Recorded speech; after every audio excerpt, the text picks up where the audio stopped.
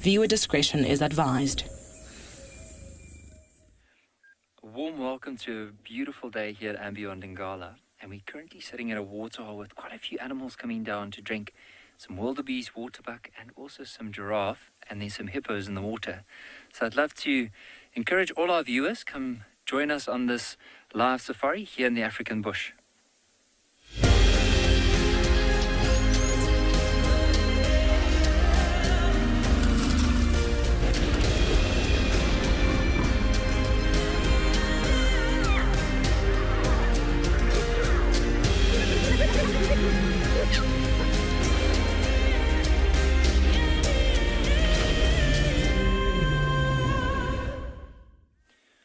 So there's the giraffe, you can see just behind the bushes making its way closer towards the water. Now it might be because it's a nice warm day that the giraffe is coming all the way down to come have a drink before it eventually moves off. Now we didn't see it drinking earlier on, so I'm assuming that it might just find a nice spot to eventually move towards. And then also some of the other animals that we'll hopefully point out soon. But I'm Nikki, here at Beyond Ngala, so I'm going to be your ranger for this afternoon, and with me on the camera is Gert. And as we were mentioning, it's such a beautiful day. There's a few giraffes just behind us. Hopefully they'll come down to drink, but just want to point out to some of the other animals that we currently can see from our view here. Now you'll see right there in the middle is a blue wildebeest making its way down. I don't know if they've already had a drink or maybe still on their way to come and have a drink. But often this time of the day is when you don't really look out for predators, because they'll be finding a nice spot somewhere in the shade to lie down, where some of the more common animals like the wildebeest, possibly giraffe, zebra, kudu, they'll come down to drink.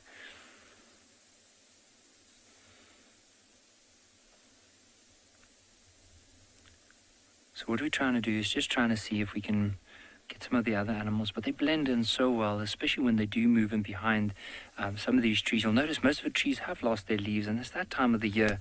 We had a bit of rain, and hopefully we'll get some soon again. And who knows, within the next couple of months, this whole area would start greening up quite a bit.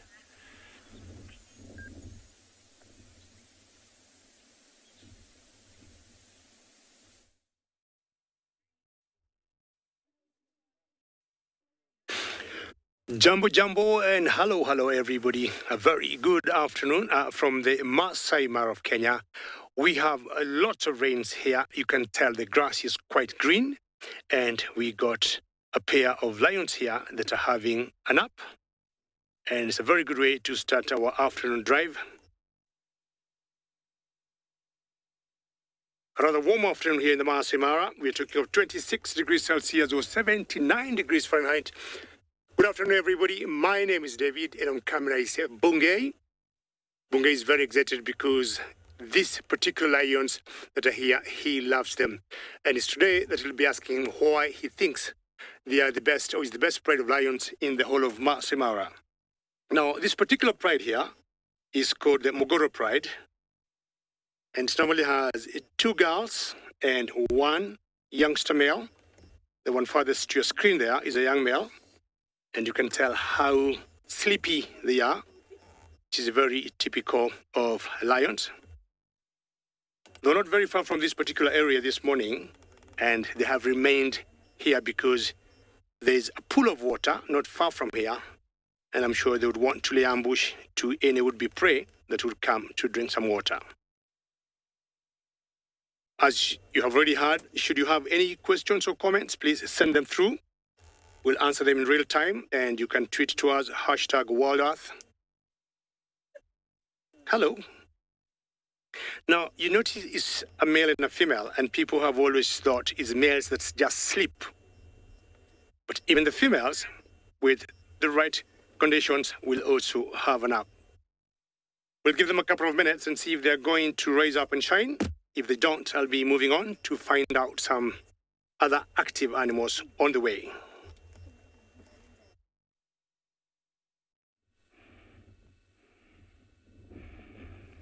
Jumbo. Good afternoon. This afternoon, it's another lovely time that we come back to you. My name is Isaac, and on camera I have Big James. And already we are at our location here in the Mara Triangle, ready to show you what we have found for you guys.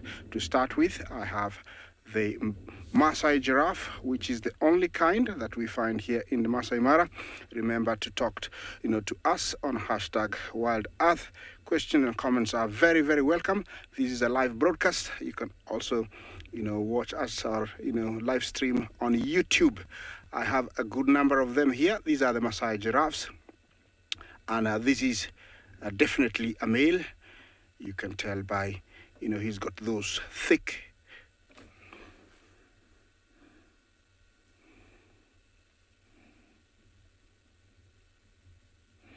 Is that Lucy? Jumbo, you ask, what are the giraffe horns used for? To start with, they are not true horns. As you can see, James, thank you. As you can see, when James zooms in, they don't have the dark color that all the horns has. This is a skin around bone, and they are bare on top. These are called ossicons. They are not true horns, but yes, they do have a job. They are used for defending one another during fights, and also, for knocking one another, down. Those are very lethal weapons when they are fighting. They sometimes hit each other so hard that they lose, they make the other one lose its balance. I don't know if you notice how, the giraffe is able to almost stretch its head straight, same as the neck. It's quite an unusual thing. Not very many animals can do that, and that's because it's got a well-adapted, vertebrae towards where it attaches to the head, so that it's able to reach even the highest leaves in a tall tree. And if it's not able, it can push out its 18-inch tongue to be able to pluck leaves. It's a browser, specially adapted to eating leaves. Look at its prolonged muzzle. It's pointed, and it's got leaves, lips for plucking leaves. And that pointy, structure is for penetrating inside bushes. Just imagine if it was flat, thick, it would be definitely difficult to get inside bushes. And I think he knows I'm talking about him.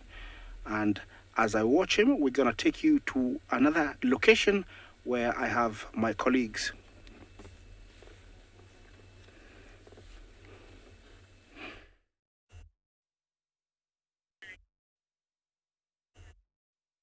Well, these lions, with the choice of a wildebeest or a zebra or a giraffe, they'd go for the small animals.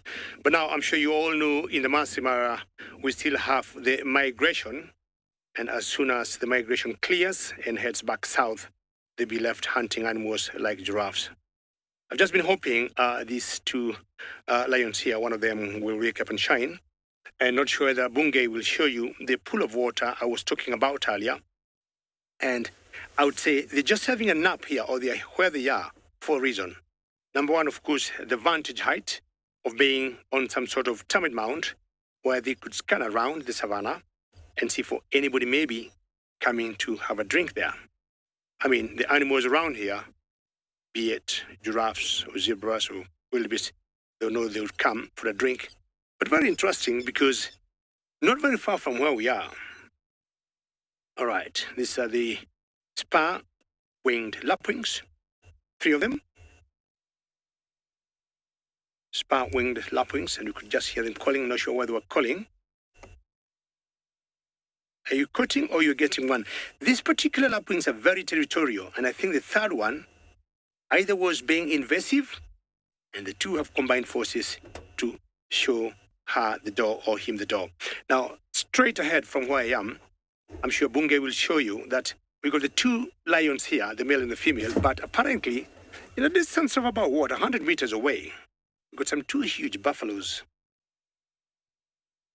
And I want to believe they're not having a nap. Now, remember, we are coming to you live from the Masai Mara of Kenya.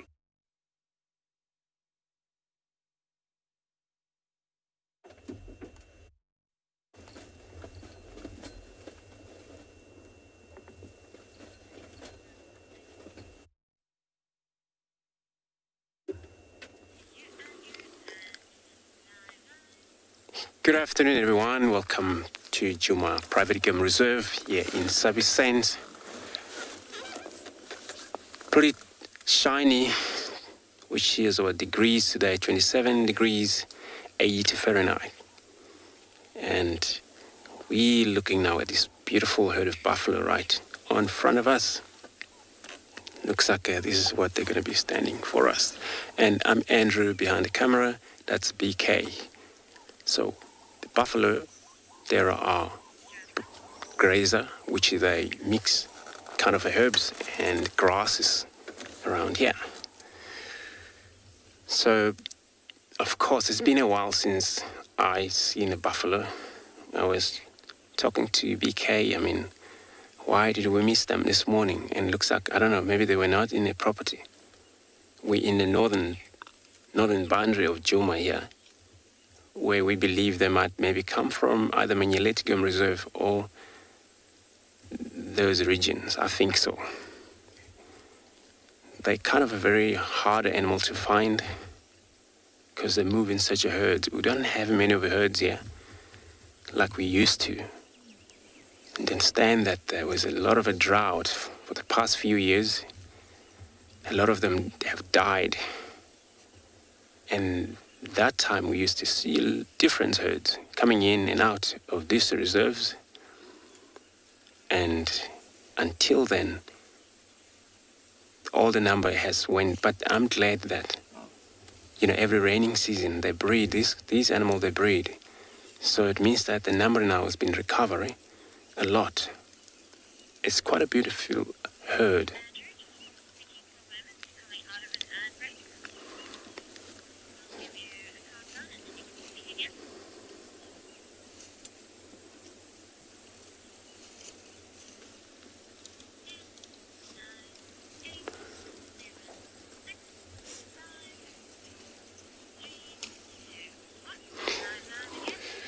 So it looks like all of them coming back to the area because of the grazing.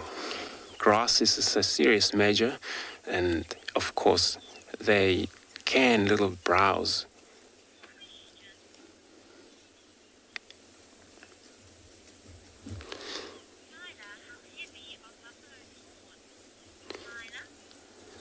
Hyla, how horns a buffalo horns heavy. So I'm not sure how heavy they are, but the head itself, all of it, can be anything from 40 kilogram, 60 kilograms, somewhere around there. So I'm not sure about the herd. I'm going to just double check on that. But of course, these male, they grow such a massive horn, bolted horn, as you can look at this one, chilling out, chewing a cud. So they are ruminate just like regular cows at home. And they're also toughest animals out here. These in the group, they can able to work together and protect together. And they can face the danger, which it's actually man danger lions out here would hunt these such animal. Other than that, natural disease, but the young one can get hunted by if it's a chance of male leopard around, and then of course left behind, and they still get killed, but not a bigger one, too big for the leopard. So lion will be dealing with this one. And the fully grown male can weigh about 800 kg, so that's a weight of a regular male. And the female somewhere 750 kg, so they're quite big. They would live somewhere around lifespan, it's about 23 years, 25 years. Our savanna buffalo, African buffalo, which you can see in there. So we'll wait around here, see if they all come out of the bush.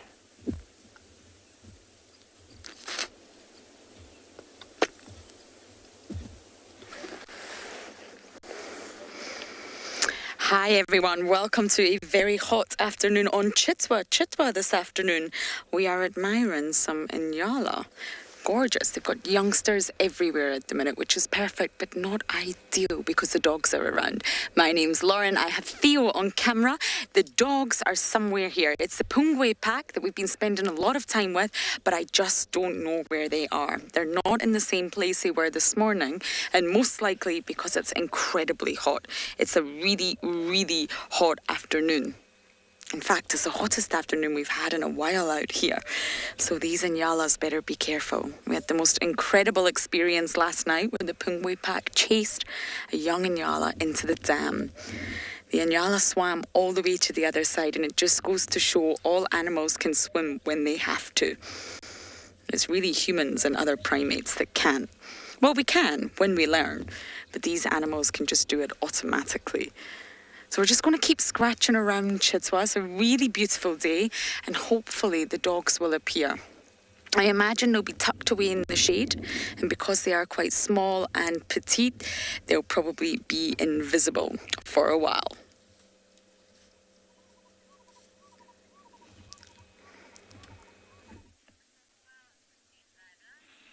I really hope Lauren is able to find those wild dogs, but here we found pretty amazing little antelope that you don't really see in the day, or if you do see them, they don't stand still for too long. So it's a little steenbok.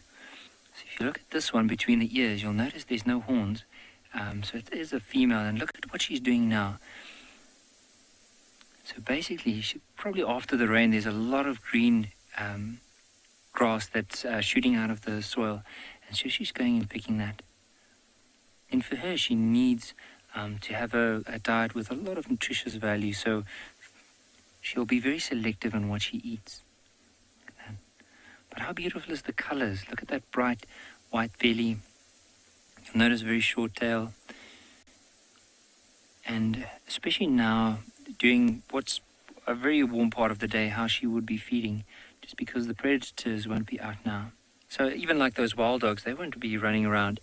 They'll be lying down somewhere in a bush to cool down. But how amazing is this? Just to enjoy it.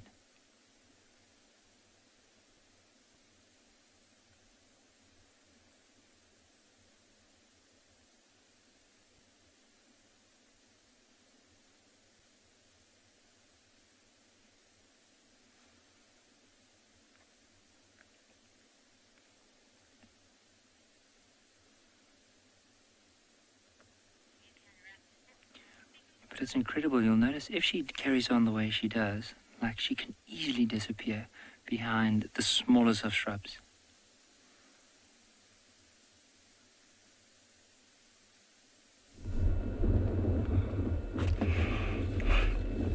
Jambo Jambo, a different area of the Mara, only about 2 kilometers from where I saw the giraffes.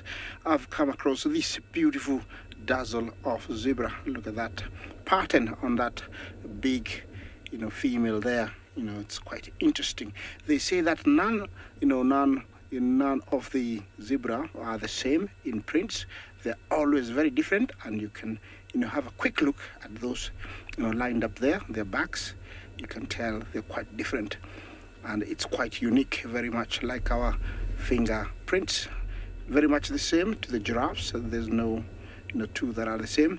These guys are part of the annual wildebeest migration, or the migration, if I may put it, and you can tell they're in their hundreds everywhere.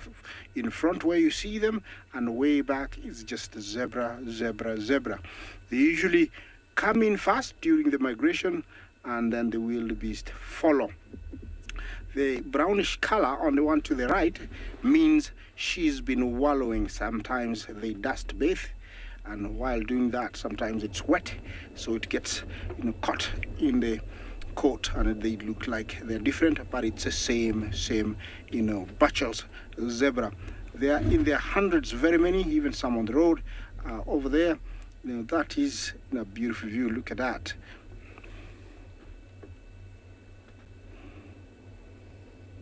Sonia, Jambo, you ask if the zebras migrate more than the wildebeest. They do the same. when the wildebeest move, the zebra move. They usually are much ahead of the wildebeest, but you always find those ones that got left behind, and so they move together with the wildebeest, which is the case here.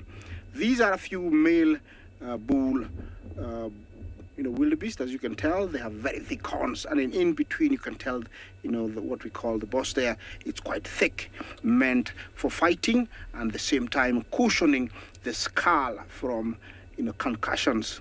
Yeah, that is, zebra. This is the Buchels, or the common zebra. It's the only one we find here in the Masai Mara, and these guys are doing very well. They amount to around 500,000 during the migration. This is one animal that is always giving birth every year. Interestingly, they have been known to suckle, two foals at the same time. Older sibling and a younger one can continue suckling together, and they're always carrying one at the same time they're suckling. These three love the road. Look at them. Yeah, I don't know if we're having a standoff because also I'm on the track. I'm sure they're enjoying the track. Look, he's rubbing the nose. Yeah, there's always something to do with the bare ground. Is he gonna go down maybe? Yeah, look at him. Very, very healthy. Sometimes you can tell the health of a zebra by looking at the mane. If it's falling down, not in a straight line, then it's not very healthy. Julia, thank you for your comment. It's a beautiful scene. Indeed, it is one of a kind. Look at that. This is what you get when you're here in the Masai Mara. It's just a beautiful scenery. Endless rolling plains with a sea of grass. And, you can see as far as possible, with uninterrupted, views. It's unbelievable.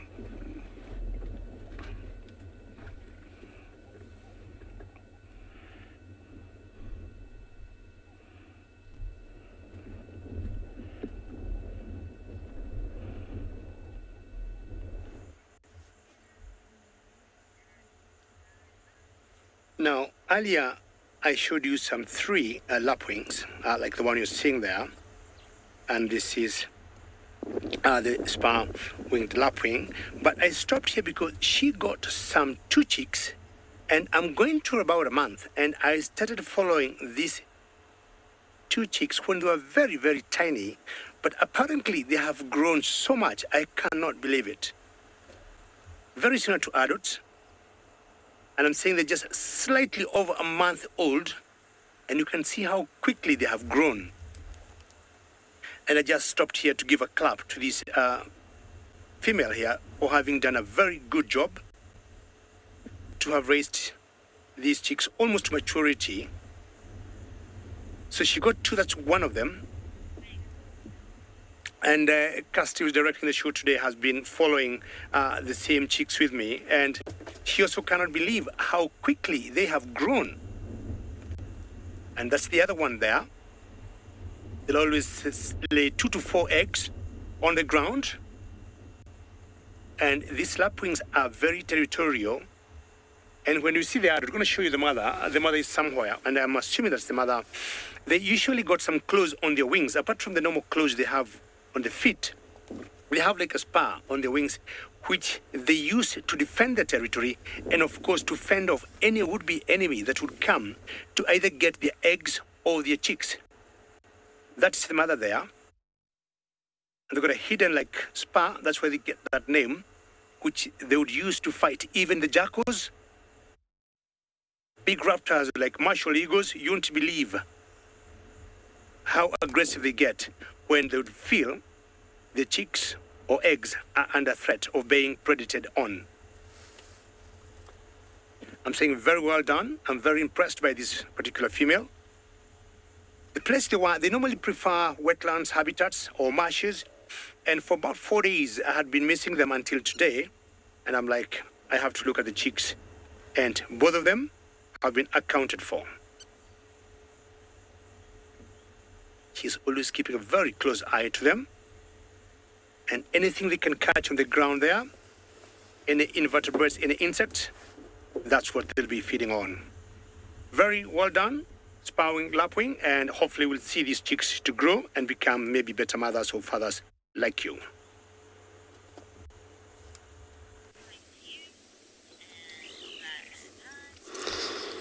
We're still in this location of these buffaloes again, and now we're watching those that were on the move.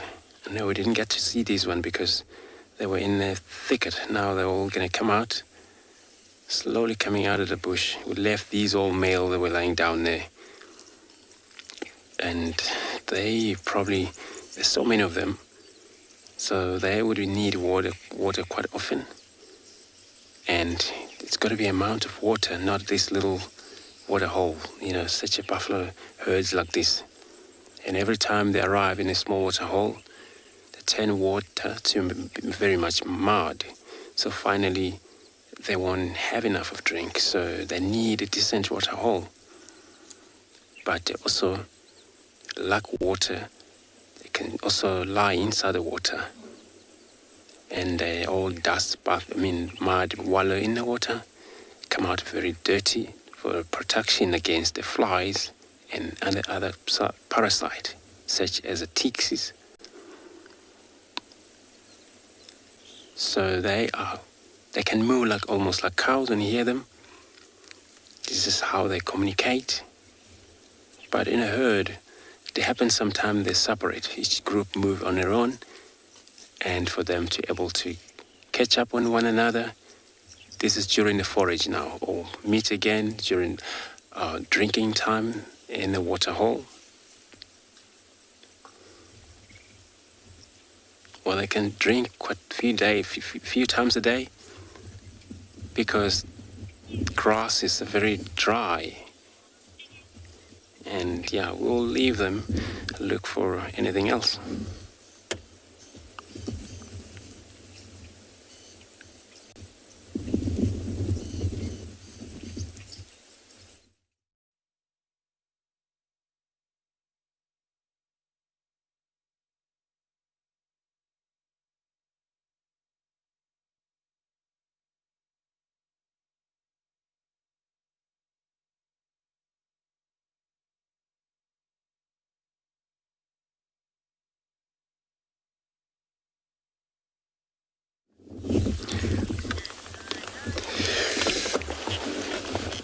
Still in this location, sorry about that. And what these buffalo are doing right now, it looks like they are probably looking to drink, as you can see how movement they're doing in there. So, but also during a day like this, that's where, it's a lot safer, because many of lions will be resting right now.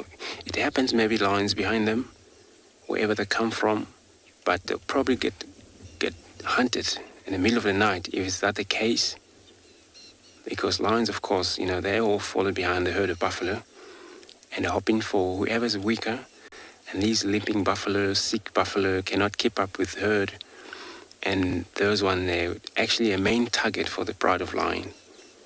So, but since they can help each other fight back lion, and they do that when they face lions, all get around and look out, all of them, and aim for a fight.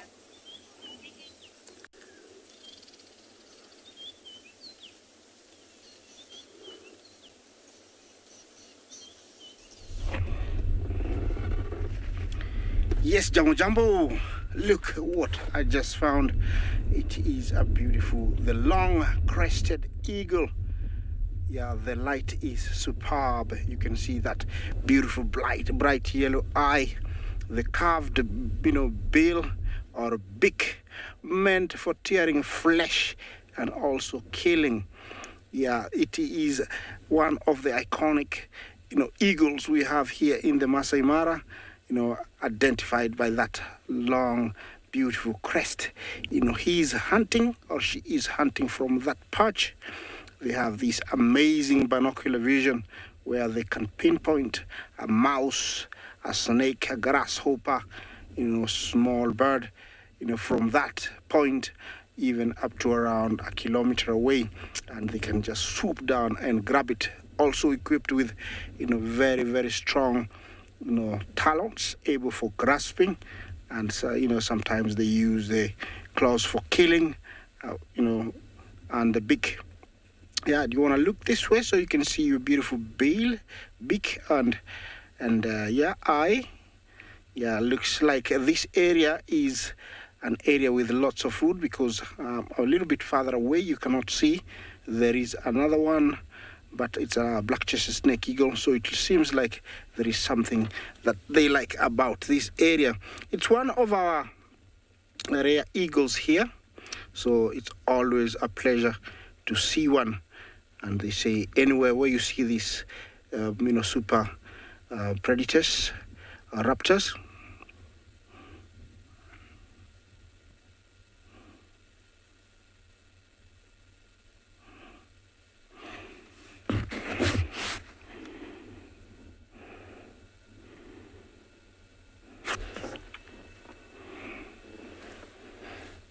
yeah, did you see that?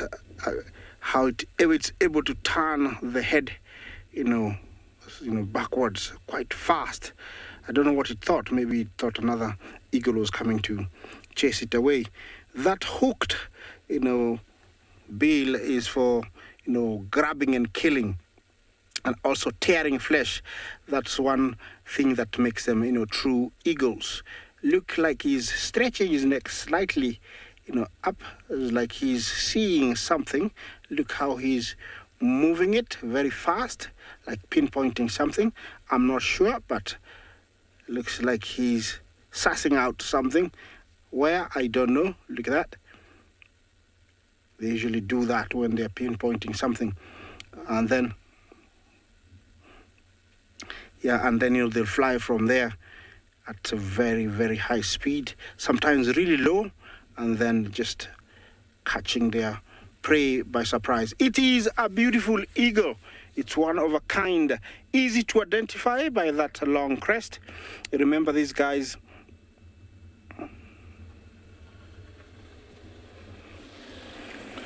Tom, you asked me what is the biggest prey they can catch.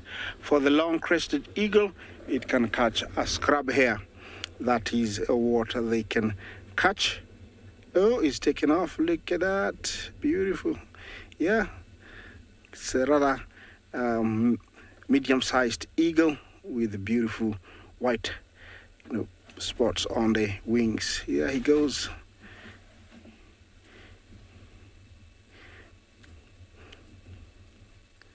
Beautiful. That's beautiful, James. Thank you very much.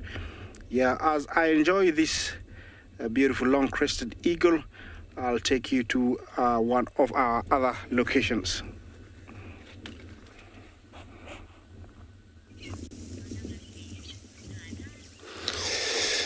Right, we're still in this location of this buffalo, but as I was about to move out, I only realized, I don't have a road right now, so I'd rather just wait a little bit to see if they have to cross before I can. So, and then looks like they're going to cross back north again, if it's that where they come from, to Beverly Souk property. That's where they're going right now. But they are lovely animals, all of looking good conditions, and the grasses, plenty grasses. For them to survive, they don't have to have fresh grass always, but these dry grasses still sustain their lives, and they just need to drink a lot of water. But the new shoots is already available on the ground here since we had that drizzling. And look at these ones. She's probably looking at the rest of the herd. It's one of the cow here, the female. So hopefully we get our way out of here soon.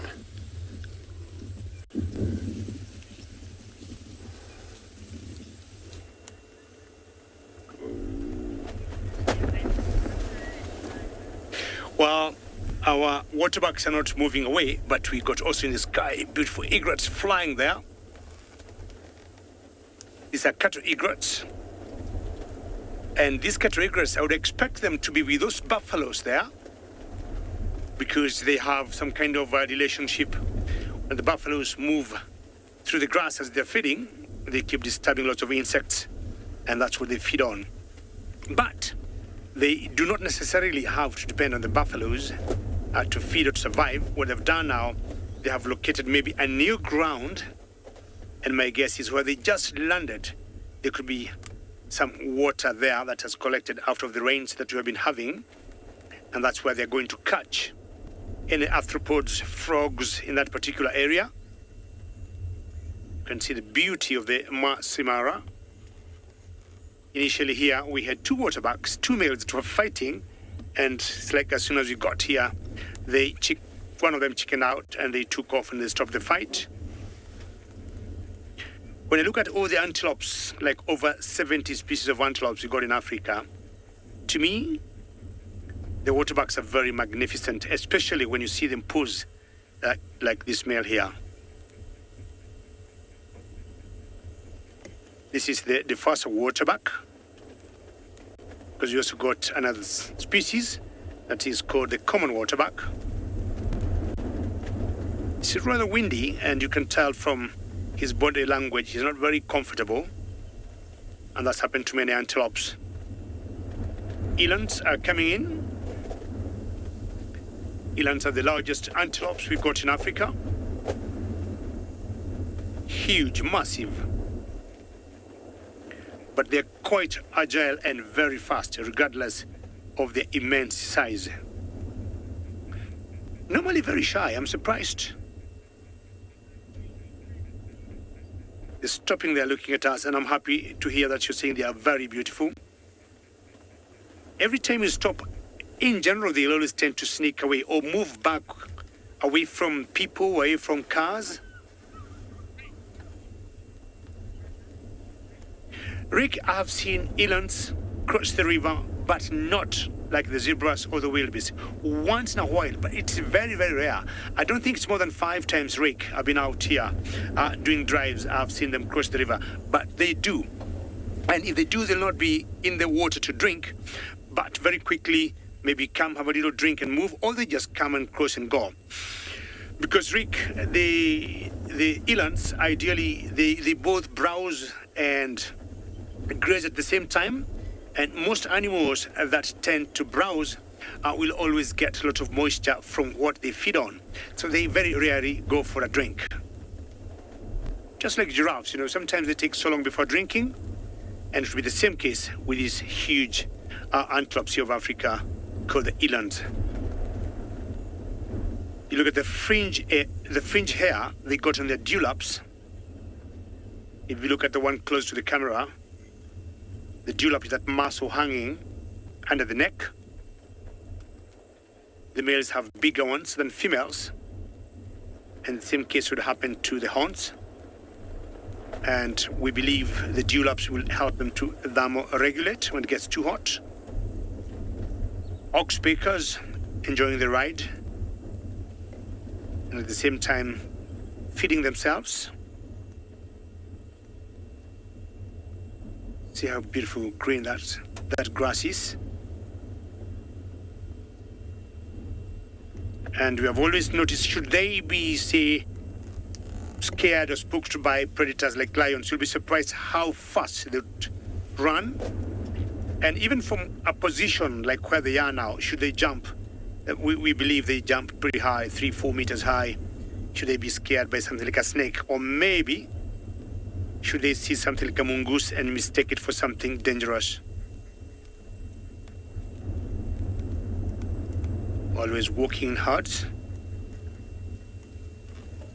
When the males get old, very old, you'll always hear them like they have knees that are knocking like metal. And that sound always comes from the knees.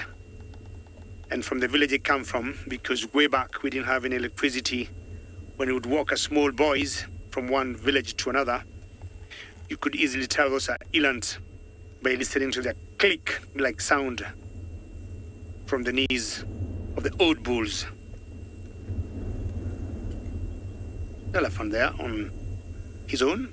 I'm guessing that's another, is a boy. Bulls will always be on their own. He looks cool. He looks lonely, but he's fine, feeding.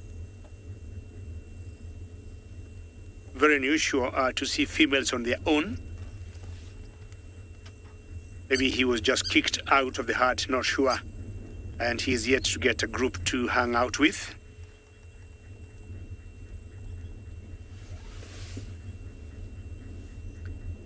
You see, when we get rains, now like the water you see there, it just collects after the rain, and we rarely see so many animals going to the Mara River to drink. And I'm happy you're enjoying just to see that scenery.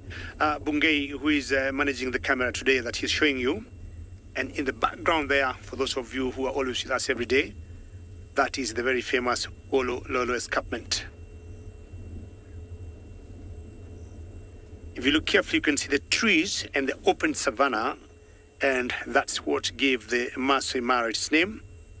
Masai, the locals here, and Mara translates to spots. Well, remember, we are coming to you live from different locations in Africa, and currently we are in the Masai Mara of Kenya.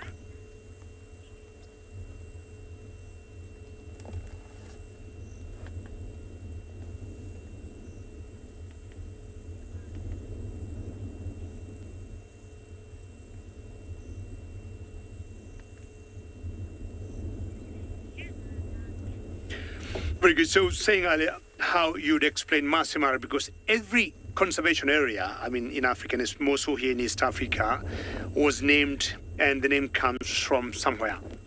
So the Masai Mara, we have so many tribes in Kenya, and one of the tribes are the Maasai, who live in the periphery of this game reserve. But Mara, if you are up in the air in a hot air balloon or in a plane, when you look under, you'll always see these open grasslands that we call the savanna. But of course, they are covered by scattered trees here and there, some woodlands, and some little thickets of vegetation. And from up there, they look like spots. To the Maasai people, spots are Mara, M-A-R-A. So the Masai Mara, and it extends all the way at the drop of that escarpment, is the Serengeti National Park in Tanzania. And Serengeti translates into endless plains from the local Maasai people here.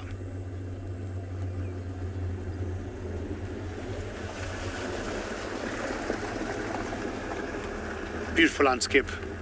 And when especially see once in a while an animal pass, birds flying, is always, the scenery is always worth watching. Well, I'll move on. Hopefully I'll get some more lions that will be more active than ones I saw earlier.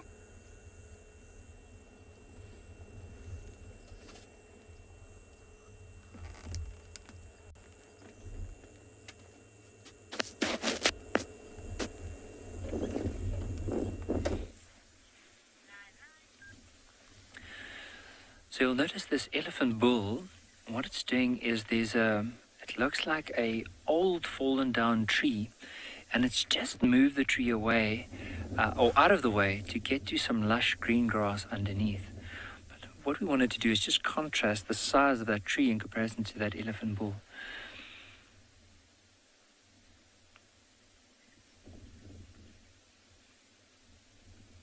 It's always amazing being able to watch elephants feeding and just to see how they actually use their trunk whenever they do feed. See, it looks like now after it had a bit of grass, it might have just broken off one of the what's known as a raisin bush. It's a particular small-ish tree you do get in the area. Look at how he is pushing some of the leaves and also some of the smaller branches into its mouth.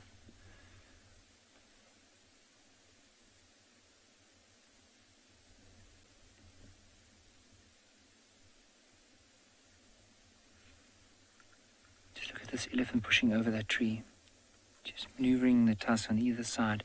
And what it might do, it's probably trying to push it over to get it to the roots.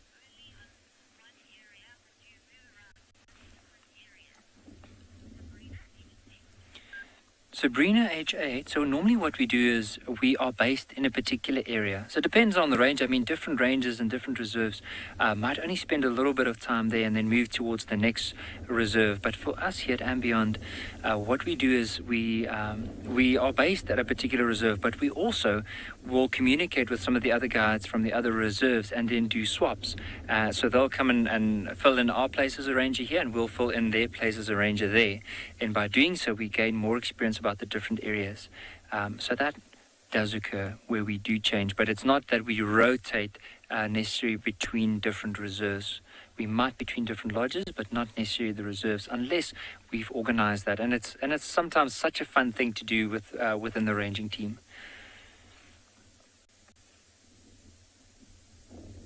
Notice how this elephant is going to pull out the grass around that tree. It might just be grabbing hold of it and using the trunk almost as a counterweight to break it off and then put it into its mouth.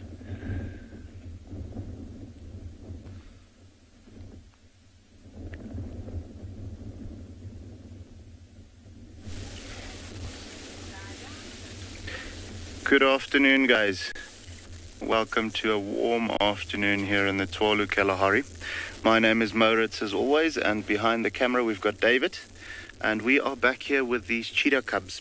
They are hiding a little bit, so difficult to see them right now. We are going to zoom in for you shortly so that you can kind of see their silhouettes, but we are going to give them some time. We just wanted to come and check in with them and see that whether mom has returned or anything like that. So yeah, as you can see, like we've mentioned before, very good densite. And I'm actually not seeing any movement there at the moment. We saw their heads moving just now, but right in that spot, there you can see a little bit of movement in the shade. See, there's a tail flicking and a head going and so on. Just over there. All three of the cubs still there, doing well and being healthy. And we are actually quite hopeful that mom will join them this afternoon and see if they don't want to come out and, nurse in the shade or something like that. But yeah, guys, what we are going to do with mom being gone, we might actually try and follow up on her tracks a little bit and see if we can't find her while it's still hot and have a look at what she's doing.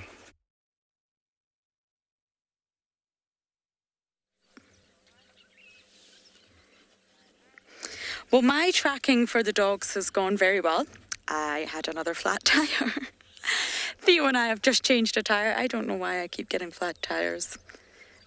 Poor Wendy or poor Lauren, I'm not sure. Anyway, we just thought we'd come to the dam, and we're rather hot and sticky, and relax and enjoy the hippos. The dogs are here. We're going to find them, and they will come to the dam to hunt. I am absolutely sure of it. Once that sun starts to get a little bit lower and it gets a little bit cooler for everyone, including the dogs, they're going to come here. They're going to be thirsty, and normally there's plenty of food around. There's some inyala at the other side. I don't see the water buck today, but there's definitely plenty of food around. There's some kurus around too. So I'm more than sure they're going to hunt. And now our hippos have disappeared on us. Why, hippos? Why? Damien, good question. Now, hippos are mammals. So the fact that they're mammals means... Oh, look at this bird. I think it's the... heron. It's fishing. Sorry, Theo. The fact that they're mammals means that they're warm-blooded. All mammals are warm-blooded. And hippos, although they spend most of their time in the water, they are essentially terrestrial. Although they're called hippopotamus amphibious, which means they live a sort of two-phase lifestyle. Half in the water, half on land, just like an amphibian. So that's what kind of... strikes people as a little bit confusing sometimes. But they are warm-blooded and they are a mammal. I think we have the green-backed heron here, but let me get my binos out. What's it catching? Look how well it's just hanging onto this branch here. Incredible. Or is it the bittern? Sometimes you can get confused between the two, but the bitterns normally have red eyes. And from what I can see, this one has yellow eyes. It's eating something. I'm really not sure what it's eating, but I'm pretty sure it's a greenbacked heron. You can tell immediately from that long straight beak what it eats. Insects, frogs, fish. Even some small reptiles. But I think this one's taking insects. I'm not sure. It's definitely not fishing for fish here. But I think it could just be taking insects off the surface of the water. Wow.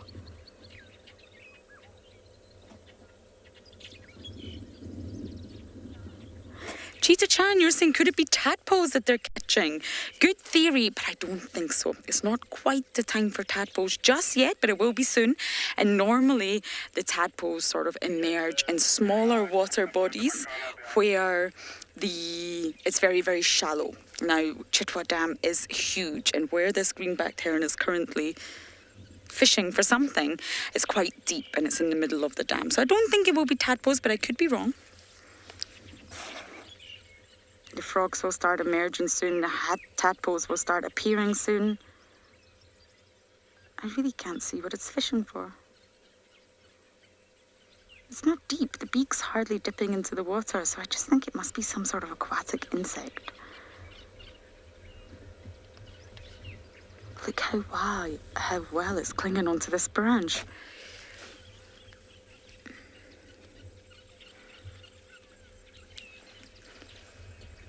KB, you're asking, do they jab their prey with the beaks? I hope I got that question right. Oh, I did. Stab, maybe not jab. Similar thing. Not essentially. So the greenbacked heron, they obviously have such a broad diet, but they will use their beak to sort of fish in the water and snatch it out. And that's why it's so long. They don't have the long water legs of some birds. And in this particular part of the dam, it's actually very deep. So it's not as if they can stand. So the way that this bird is perched is absolutely perfect. The beak can go right into the water and grab the prey. Then they'll shake it. If it's a frog or if it's a small reptile, they'll keep shaking it until they sadly crush it and it dies before they swallow. But they don't really use that beak to stab. Some birds do, but I don't believe the greenbacked heron does. But they're very, very patient birds. I haven't seen one in quite a while.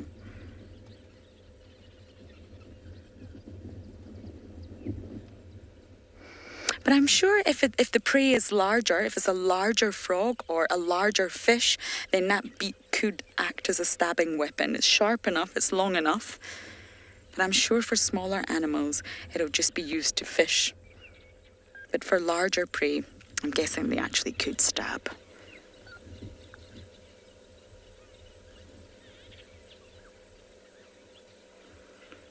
Wow, it's so lovely to just sit and admire the dam and not be changing a tire.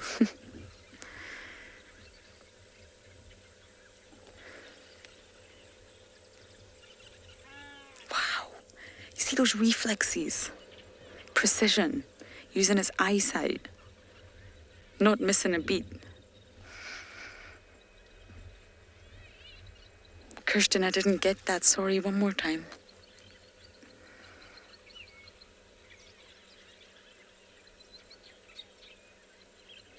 Oh, everyone's enjoying this. Isn't it lovely?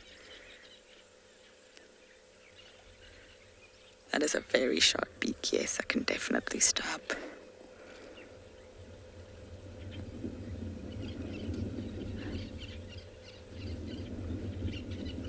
I think it's having a little bit of a drink as well in between catching. I just wish I could see what it was that it's catching. If anybody's able to figure it out, you're welcome to send us your suggestions. Or maybe it's just admiring its reflection. So we'll sit at the dam a few minutes longer and then we really are going to find those dogs.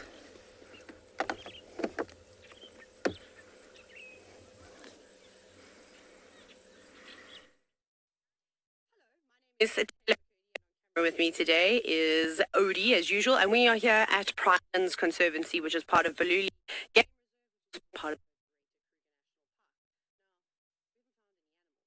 Why not show you some plants? But it's actually something that we have in camp. That is why it's in a tin. Stolen it from camp. Now, Odie's shout at me if I place it on the... so apologies for the there. I don't know why. Let me see if I do that. Okay, cool. What I'm gonna do is I'm gonna put this down over here so I don't move it because I'm a bit on the shaky side. But this plant is quite a cool plant. It's called a speckboom or pork bush, as well. I suppose the direct translation is. But if you look at it, it's got these little succulent leaves on them. Now, this plant doesn't actually occur up in this biome, in the savanna biome. This is from the thicket biome all the way down in the Eastern Cape of South Africa, or at least the southeast coast of South Africa. But it is a very important, it's a very important plant species that we have. And you can see it's actually flowering at the moment, which is something that you don't get to see. So the reason why it is so important, and I know I've touched on this briefly, is because it is very effective at turning or converting carbon dioxide into oxygen, which is awesome. And it doesn't just do it during the day, it does it at night time as well. It's able to store solar energy in the leaves. But there's so many more things other than just being a plant that helps provide us with lots of oxygen. It is, I've eaten so many leaves already, it is also very tasty. So nice. It's a little bit on the tart side. It's a bit sour, but at certain times of the day, especially in the early mornings or later evenings, it tastes much better. It's not as sour, but middle of the day like this, not great. So you can eat it. The other thing that you can do is you can chew the leaves in your mouth, and if you've got any ulcers or anything like that, it will help soothe it. So it tastes much better than aloes. If you've ever eaten an aloe before, wouldn't recommend it. Very bitter. You pull crazy faces. And then the other thing that you can also do is if you've got any open wounds or mosquito bites, insect bites, you can crush the leaves up, and the juices from those leaves are a really good antiseptic and will also help soothe the itch.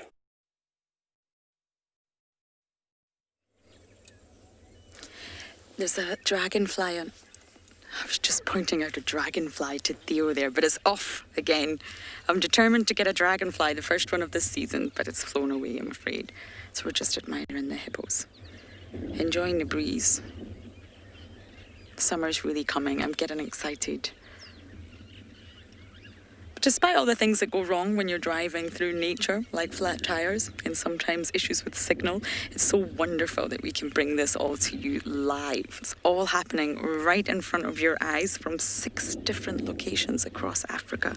Isn't that incredible? And it happens every day, twice a day. Sometimes we see nothing and we bumble and we mumble, but then sometimes we see everything. So as I mentioned, we are going to look for the dogs. They just seem to have moved from their original location this morning because of the heat. So it's just going to take a little bit of time to try and relocate them again because they're going to be tucked away flat as pancakes in the shade. It's not flat cat this time, it's flat dogs. But that is our plan. We've loved answering all your questions and your comments. Keep sending them through, please do. Theo and I are now going to really begin our search for those endangered African wild dogs.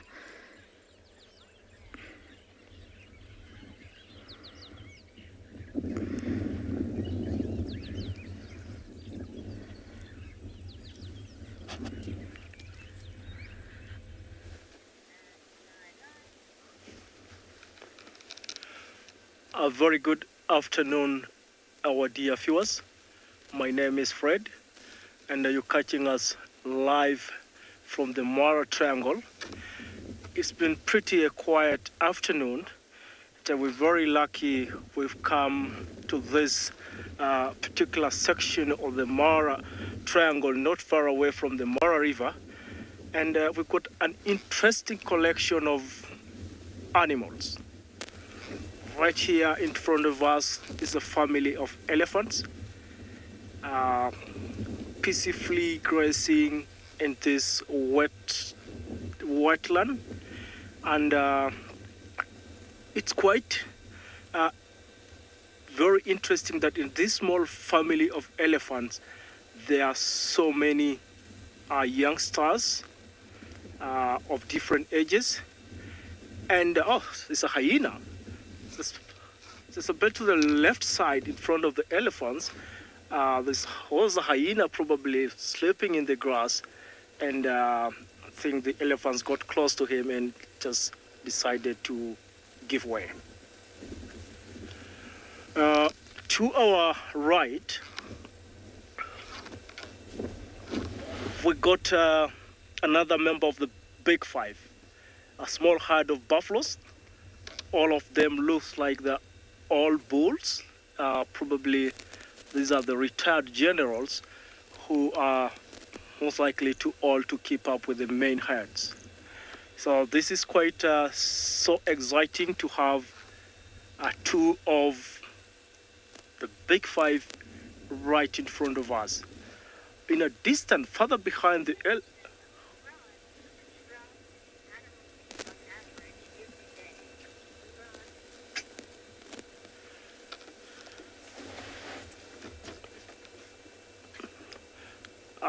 come up with your question again, please.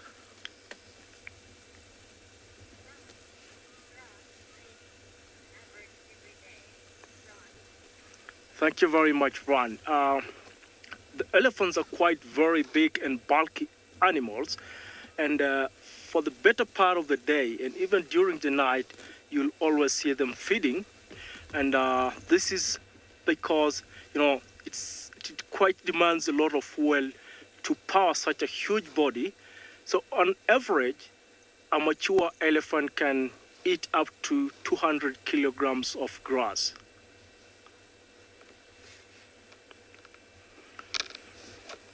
Archie, if you can zoom your camera a bit behind the elephants, you see we've got an array of so many other playing games. We've got waterbucks, we've got zebras, a herd of impalas together with tortoises. So this is a typical way of these prey animals coming together. You see they've got different, they've got noses and eyes positioned at different angles or levels. So when they come together, this is kind of going to improve or ensure top-notch enemy surveillance. And we've got a hyena not far away from that, from them, though he seems not interested and is not paying a lot of attention on the gazelles and the antelopes. In the Mara Triangle at the moment, elephants seems to be the animals that are doing really very well. And as you drive around this part of the triangle, you'll always see herds of elephants spreading in the grassland. And thank you so much. These animals are happy staying here, and we'll be happy to drive on and look for other things as well.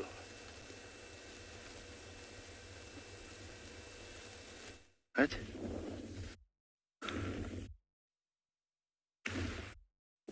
So guys, the springbok got a little shy just as we were about to come over here. They all took off into the bush. It was quite the beautiful group, and there was a couple of little ones with them as well. There is, however, a blue wildebeest walking just behind or in front of us over there. Big territorial bull. I remember we spoke about them the other morning. So this guy has actually got a prime territory at the moment. There's a waterhole just off to our left. Some good grazing, especially during summertime around here, or more browsing, but for the blue wildebeest it would be grazing. So he's going to see a lot of the ladies, especially when they come into the water. It might not be a long visit, but it's just enough time for him when they move through his territory to see what's up with all the females. Possibly mate with one or two of them if they're in estrus. As you can see, guys, just from, over here to all the way in the Masai Mara, the big differences in behavior between the animals, where the males become territorial over here and up there you find them migrating. Very, very cool. But yeah, big, beautiful boy, absolutely in his prime. And he has to be, there's going to be a lot of other male blue wildebeest that's going to want this particular territory. So he's going to get competition quite often. All the young boys that's decided, no, we are strong enough now to start having territories of our own, they're going to.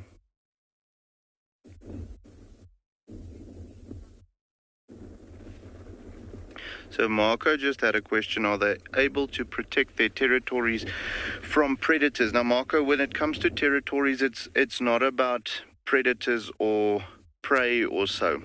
Territories are up or established specifically for breeding purposes. Breeding and then food purposes. So for females, like let's say for instance if we think about lions, they form a pride and they have a territory, and the size of their territory is determined about the availability of prey and then water, and then obviously also den sites, places where they can hide their cubs. However, you don't get competition between different species for different territories.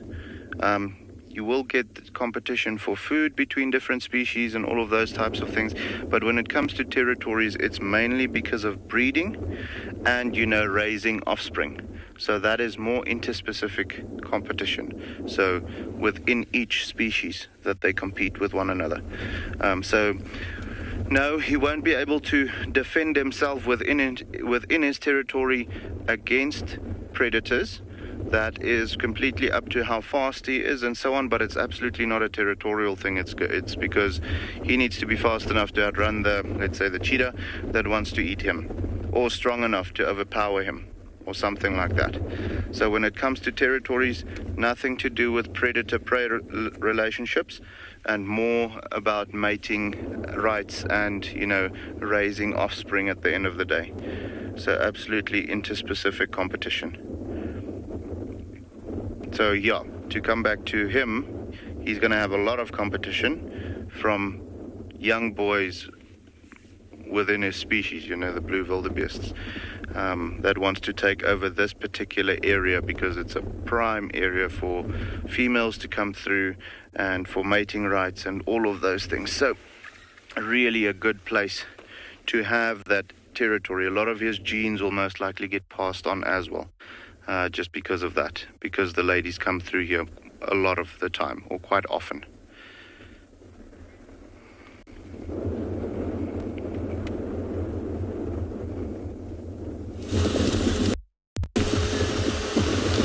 Interesting. Wildebeest territory, and it's important things.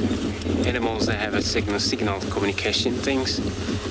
So we, this afternoon, decided to come further east from Cheetah Cut Line,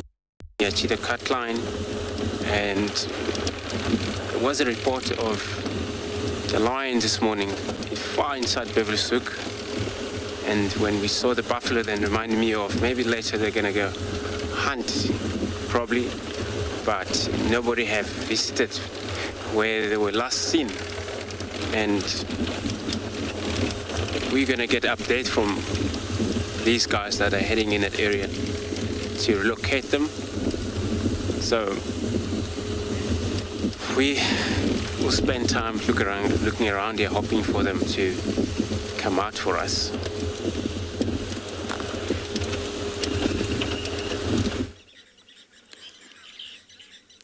We have the most stunning tawny eagle in the middle of Chitwa Dam. The coloration is absolutely incredible. Look at that wide, long yellow gape. You see that?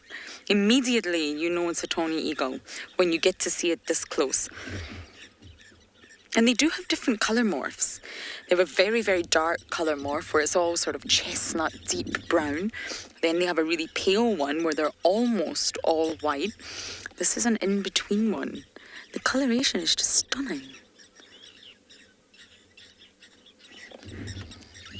You can hear the starlings and the lapwings and the geese. Yes, everyone, I agree. Beautiful. It was on the ground when we first approached. Sorry about that. Right next to the buffalo weaver nest, on that island in the middle of Tswalu.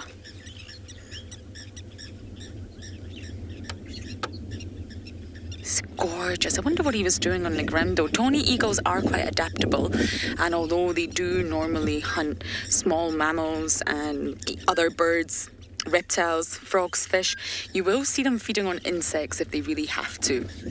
Opportunistic. And when summer comes and you see the alates, the termite alates streaming out, those reproductive termites with their wings streaming out of holes, it makes everything look like you're in a fairy tale.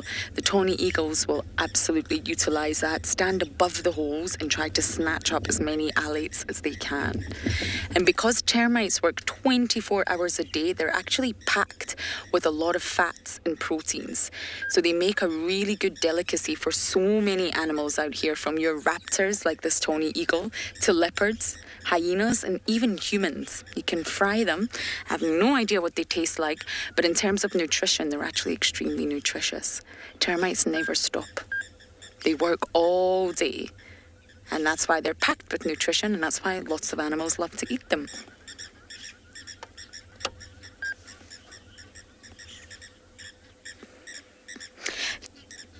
JP, you're asking how many different eagles do we get in Djuma? Let's go through the most common ones that we do get. I've never seen the steppe eagle here, but apparently around the sort of northern sector of the Sabi Sands it has been sighted. We regularly see the tawny eagle. It's an all year round resident. We see the lesser spotted eagle, and we see the African hawk eagle. The Wahlberg's eagle, it's a migrant, but that does come on through. The Marshall eagle, I have to say that's my second favourite after the tawny. I love a Marshall eagle. And not so long ago, Davi and I found a long-crested eagle. They're not too common in this area, but we found one here on Tswalu. And I've never seen the African crowned eagle here. I don't think the distribution extends as far into the low veld. So there's a huge range of eagles that you can get here, and lots of birds that are all really, really closely related to the eagles as well. The Faroese eagle is one I really, really want to see. It's a fierce looking bird.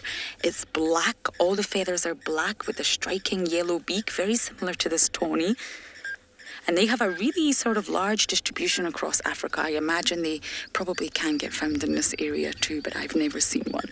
And it's definitely on my bucket list. They have a slightly different habitat. They prefer sort of mountainous, rocky areas, so I'm not sure Djuma would make that requirement.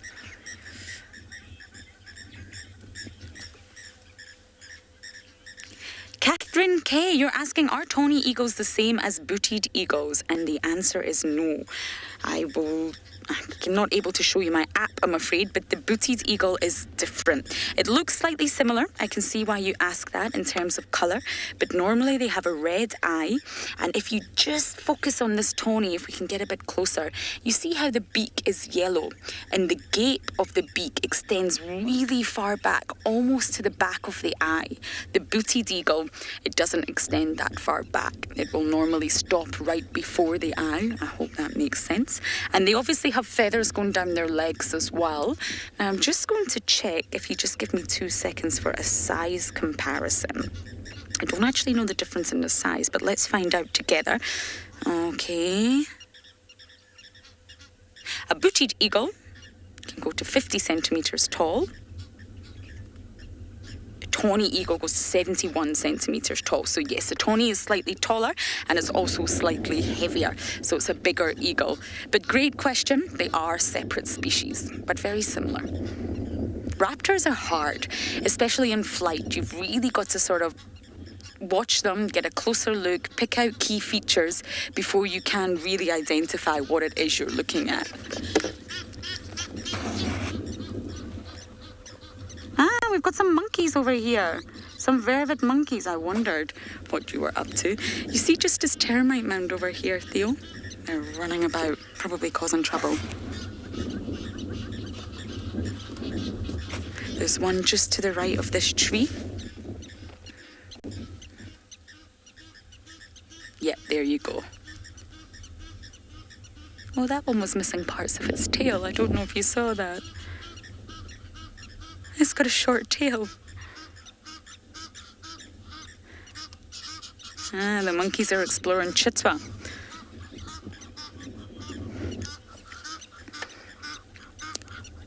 Kirsten's asking if it's possibly injured. It did look like it was limping when it was running, just this one on the right, Theo, but it's walking completely fine now. Oh, no, wait. I'm looking through my monitor here. It's very possible that there's an injury. Look at it standing like a meerkat. Monkeys don't like to be on the ground for too long. They prefer to be up a tree. It's dangerous here. There's dogs, there's leopards, there's lions. There's all sorts of predators that can get them on the ground. Look at them go.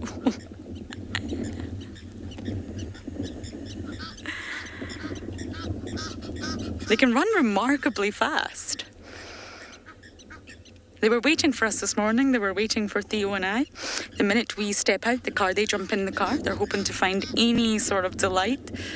They've stolen my Tiger Balm, my Vaseline, my gloves, any sort of lip balm I may have, my sun cream. Yes, they love raiding the vehicle, which is rather unfortunate. Okay, we're going to bumble around and hopefully spot our African wild dogs. Yeah, very well, Derek. It is rather unfortunate. I once remember the vivid monkey stealing blankets off my game drive vehicle when I did a boat cruise with guests. Not fun at all. But anyways, in case you haven't had anything to eat, lunch is served. Just joking. Right. I'm now going to be yielding a dangerous weapon. Children, please don't play with knives. It's not a really good idea. Adults, also be careful. I guess I probably should tell you what this is, hey. So, this is called a jelly melon. It's actually got lots of different names, or a horned melon, and it's part of the cucumis genus. Yeah, I've never tried one of these before, but a really good friend of mine told me about them, and then when I was on a walk in the bustling metropolis of Hoedspruit, that is literally just a few hundred meters away from me, he said that we found one, and he's like, well, you've got to wait for it to be ripe. So I've been waiting, I kid you not, 3 weeks for this thing to be orange, because that's when I've seen the birds eating it. Now, it's supposedly edible. They say that if you do taste any bitter parts, spit it out. Don't eat the bitter parts, because that would mean that it's a little bit poisonous, but there's no way to really differentiate between the poisonous parts and the savory parts. So we shall be testing this theory out today. I'm going to... an audio breakup there. I think I'm going to make it easier for you. I'm going to put it here. I'm also going to try and turn my very dangerous sharp knife. I definitely should not use this. So what you can do with this, I have to cut it this way, sorry, because of my OCD. I don't want to cut it from the stalk. I've got to do it this way, and I'm right-handed. So you can slice this up and pickle it, and it's quite nice. But what I'm going to do is I'm actually going to cut into it, and now I'm going to reveal what it looks like. We've got to do some placing here. Here we go. Isn't that nice? How's my plating? Michelin star chef over here, let me tell you. Look at that. So it kind of looks like a cucumber, right? With all those seeds. I should have asked Owen to bring me a spoon. That's exactly what I did, because he ran into camp to quickly grab me a plate, because I thought this is going to be a messy affair, and I don't like sticky things all over the car, because that brings ants, and no one likes ants. So what you're supposed to do is scoop out the inside here and then eat it. Sorry, I'm turning it away from you again. I'm going to try and cut it again. Oh, prickly. Be careful. Put that over there. And now I'm going to taste it. But I'm probably going to have to... Why are a lot of you saying no thank you? What are you talking about? This is grown by many people all over Africa, even in Asia and Australia and all those wonderful places. And it is eaten by lots of different people all the time. So why not? It smells nice. It smells a little bit like a kiwi and a banana.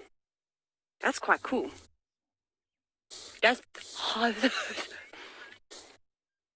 It's so bitter. I'm not going to eat it. No. I don't know. I'm going to try some more. That whole thing, I don't know if I should have left it for longer. No, they say you mustn't eat it if it's bitter, but if it's not, I don't know if this is ripe then. Hang on, I'm going to get some of the seeds and things out. So yeah, so like I was saying, a lot of people do like to grow this. The animals absolutely love to feast on it. The birds, the monkeys, I'd imagine kudu. Holistic, no, it's actually nothing like a prickly pear at all. That is delicious. That's smaller. If I had to describe a prickly pear, it's more like the size of a kiwi with the same sort of texture. So not the texture of the kiwi, not that sort of velvety weird smell. Apologize for my weird position. I'm just leaning on the steering wheel. I can't eat it because it's bitter and it says it mustn't eat it if it's bitter. I don't think I've left it for long enough. But anyways, so a prickly pear has got these tiny, tiny, tiny little hairs on the outside. They're actually a bit of a nightmare. Almost like we would call them in South Africa paper thorns. And if you get them in your hands, so pretty much when you touch them, they go all in your hands and it takes ages. And I have a very funny story about a guest that once fell into a prickly pear thicket while she was using the luxury facilities. Not a fun time. Not for her, not for me. So different, but prickly pears are really tasty, really delicious.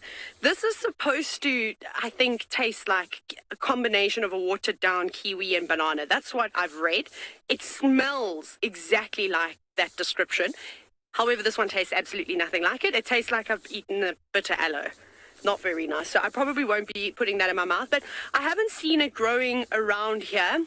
So I don't know if a bird or something fed on it in the distance and maybe dropped, defecated somewhere in the wildlife estate. But that's where I found it growing. So literally across the road. It's not far at all. It's not to say that it doesn't occur here. So the common name for it is a horned melon or a jelly melon. I can give you the Latin name. I just can't remember it. So I have a thingy with it on. Un momento. Cucumis the species names of some of these plants are ridiculous. Metuliferous. Something like that. Metuliferous. Cucumis metuliferous. Apologies. Cannot Latin for anything. Not even the dance. So, yeah, I can't pronounce it either, as you can imagine. But anyway, it's quite interesting, though. So, yeah, so when I actually found them, it was quite hard to find one because they'd all been devoured already by a variety of different things. So I was lucky, but I'm really, really disappointed that it didn't taste as delicious as was stated in the books and on the interweb.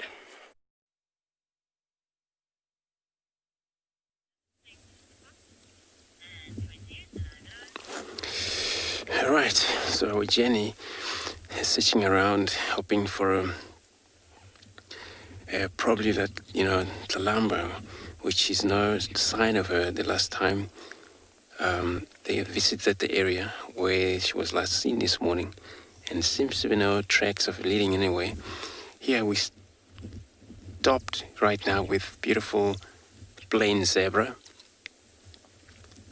As you can see how they position themselves.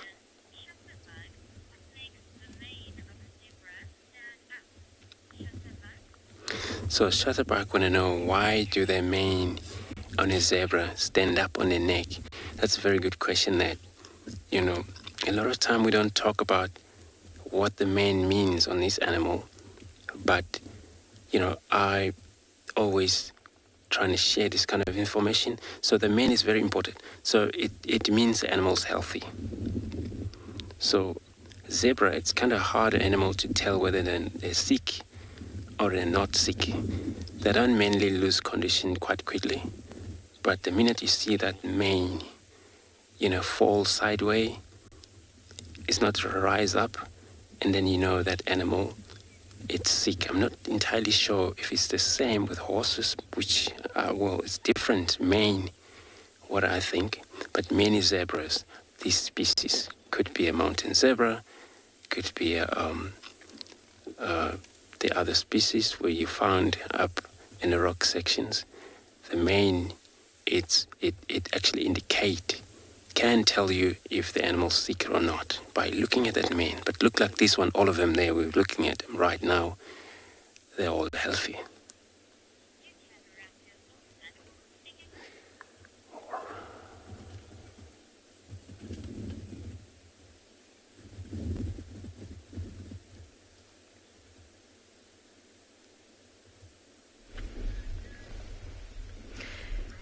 Welcome to and Beyond Phinda Private Game Reserve.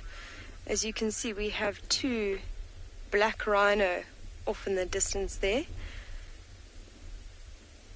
They are just being a little bit cautious, as you can, I don't know if you can hear, but it's quite a windy day here at and Beyond Phinda Private Game Reserve, and it has made them a little bit wary. And the rhinos don't tend to have such great eyesight, so they rely very heavily on their sense of sight. Their sense of smell and their sense of hearing. And with this wind, that's disrupted that a little bit. So it has put them a little bit on alert. And I think also our approach has made them aware that there is something around here, and they're just not quite sure what it is. My name is Kim. My name is Kim, and behind the camera we have Craig, and we will be with you at and Beyond Phinda for the afternoon.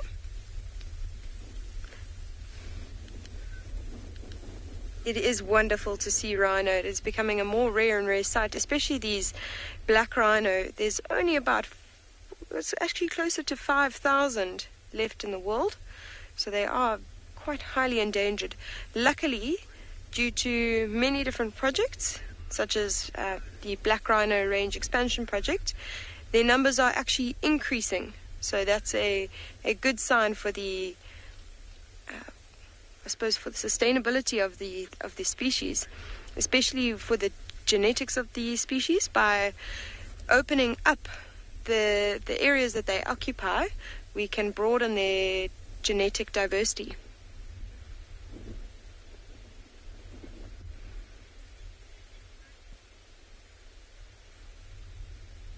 Francis, that is a good question.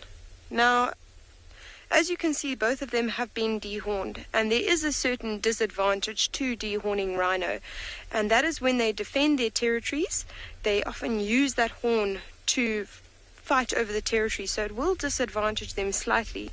Now, how we've rectified that situation here is we make sure that all our rhino are dehorned, so one does not have an advantage over the other.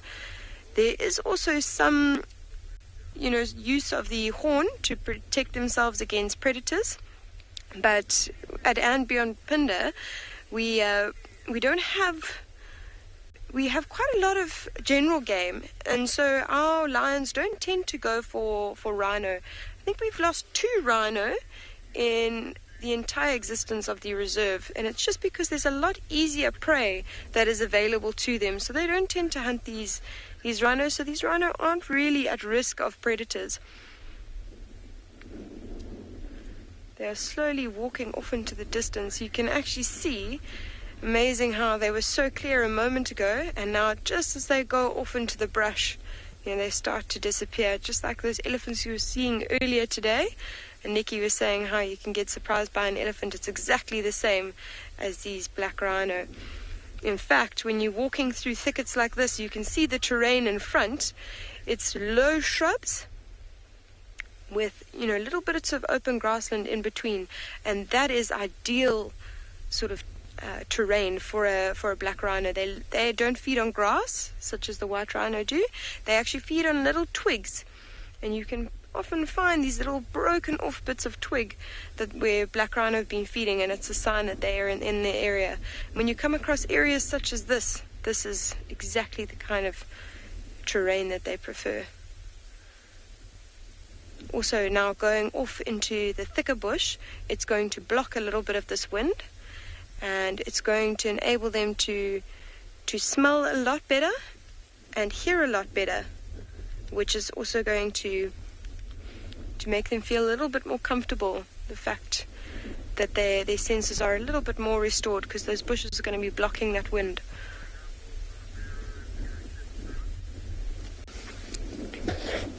Now, it's quite interesting from this distance.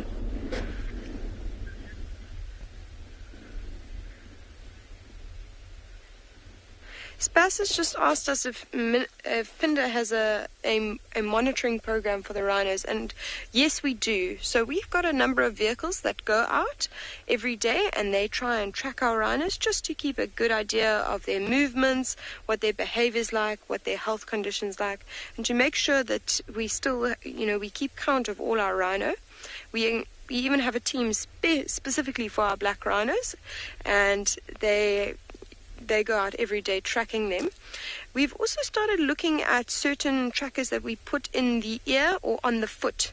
We are testing different type of collars and tracking devices, and that's just to see, how they work out in the field, if it perhaps irritates the rhino. You don't want to put a tracking device on a rhino that's then going to get a bit of dirt or grit in it, and then that can actually wear away at the foot or the skin and can cause infection, which we don't want. So we're busy experimenting with a variety of tracking devices, and the theory is that hopefully we're going to get a small tracking device, preferably in the ear, and we'll be able to send up a drone, and that will just log the positions of the rhino, and that way we can keep an accurate count and know that none of our rhino have gone missing, so we don't have to worry that any have been poached.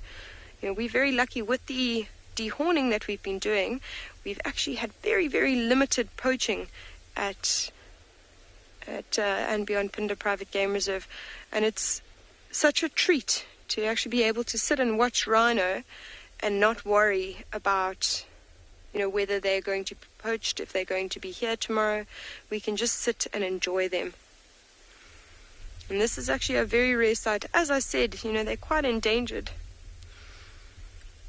So what we're going to do is we're going to go a little bit further, see if we can keep with them for a little bit and see if we can watch what they get up to.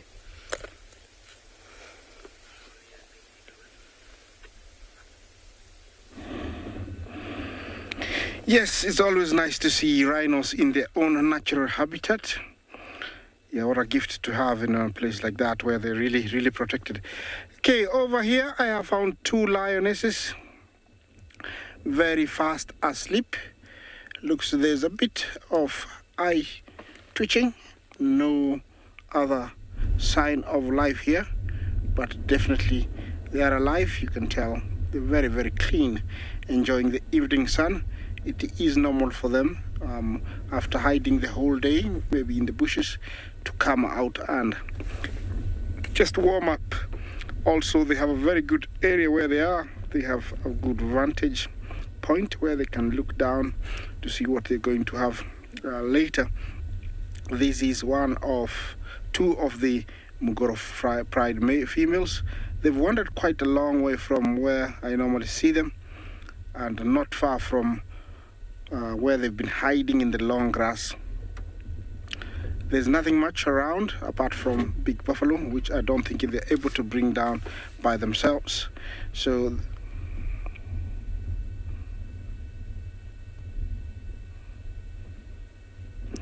Leanne, you ask why lions have got so much hair and around the ears. I think is to prevent insects from flying in, and also dust from clogging the ear.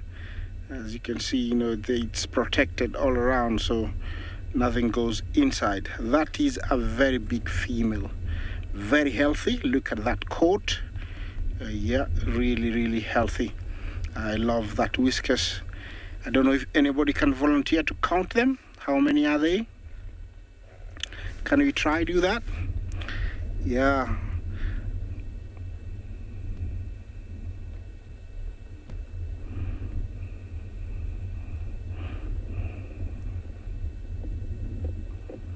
Yeah, I don't know how many you've got, but I think I got 11. I don't know how many you got.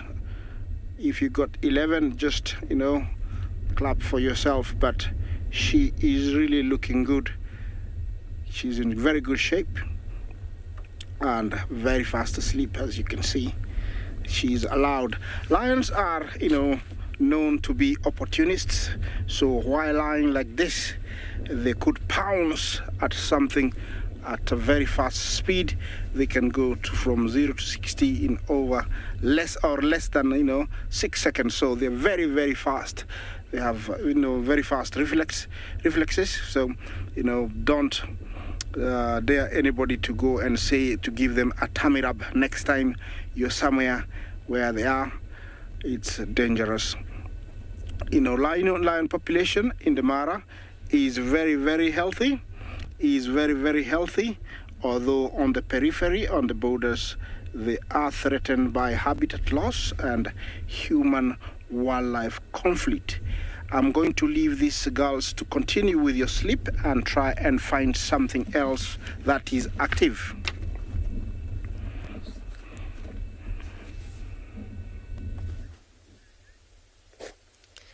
So we've been lucky enough to get another view of these two black rhino, which is actually, when I say lucky, because black rhino tend to be a little bit more skittish than white rhino. White rhino, they can be pretty relaxed around vehicles, but black rhino often are quite nervous and tend to run when they hear you. But we're lucky that these ones are actually giving us quite a show here. And the one that just moved into its profile view is actually the perfect way to describe to you how I know this is a black rhino. I'm sure most of our viewers have heard this before, but I think this is a good opportunity for those who haven't to just look at the key identifying features. Now, the first one most people will tell you is that saddleback. Now, that's really prominent. You can see how there's quite a hump behind the neck, large neck muscle there. Then it goes predominantly down, almost as if you're going to put a horse saddle on the back, and then it goes up again at the rear. It's different to white rhino. White rhino's backs are pretty level with 3 smaller humps making sort of a W. Now, the second one is the head, position of the head, and this to me is the first thing that always becomes apparent when I'm looking at a black rhino. Its head is very high set on its body, almost as if it's looking up at you over the bush. Now, you will never see a white rhino doing that. They've got incredibly strong neck muscles, and they actually prevent the head from looking up so high, so they can only lift their head to a certain point. So the second something looks like it's looking up at you over a bush, you know it's a black rhino. And the third, its head is just behind the bush, so it's difficult to show, but it does have a pointed lip, not a square lip as the white rhino does. And the reason for this is because, as I said before, they do actually feed on branches and twigs, so it gives them much easier access to the branch or the twig, whereas the square jaw of the white rhino will give them a much easier access to the grass. So, fun fact, they did actually once try and genetically combine the black rhino and the white rhino just to see if it was feasible for them to maybe create a new species, to try and preserve the black rhino. They don't mate naturally, they are 2 different species. So they tried to do that once, and it did have quite disastrous results. There was a small calf, and I can't remember if it had a square lip or a pointed lip, but it was the opposite of what it ate. So it either had a square lip and ate branches, or it had a pointed lip and ate grass. And it didn't end up surviving for too long, so it was a failed experiment, but a good one to try out. In fact, you can actually see, if you look on the left now, you can see that pointed.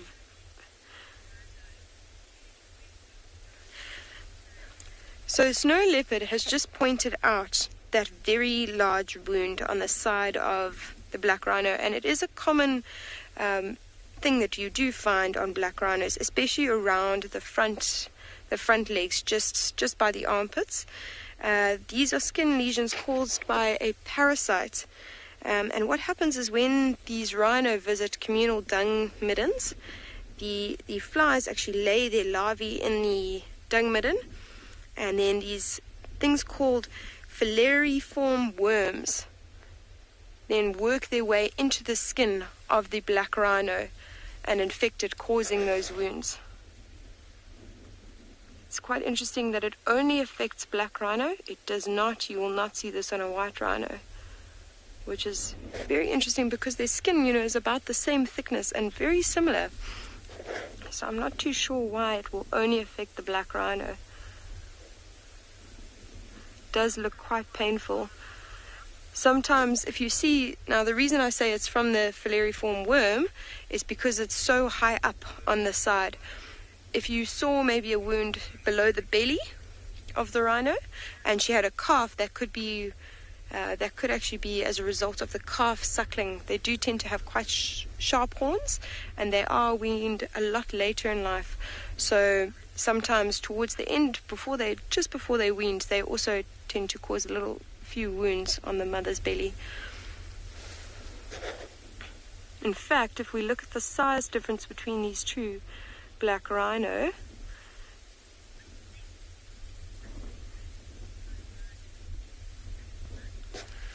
if you look at the size difference between the rhino, there's not a huge difference. So I think it is towards the end of the young rhinos. The young rhino's life. Oh, not young rhino's life.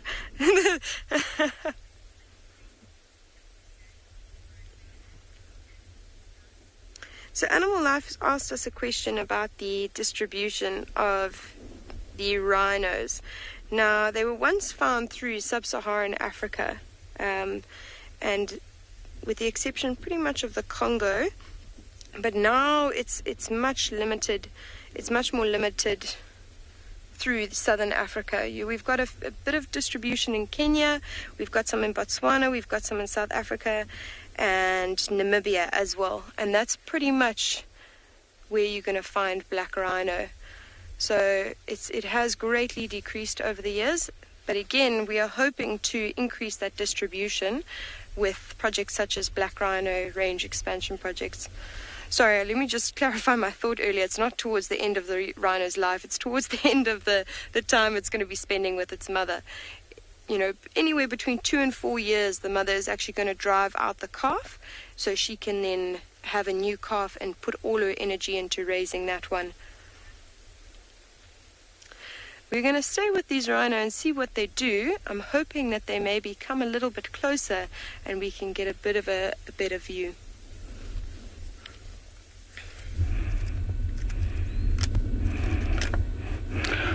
Yes, look what else we found.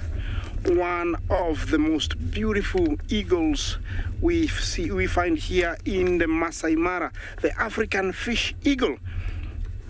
The reason she is there, I'll call her she, it's because there's plenty of water, and I think using her eyesight, she spotted something swimming and landed there.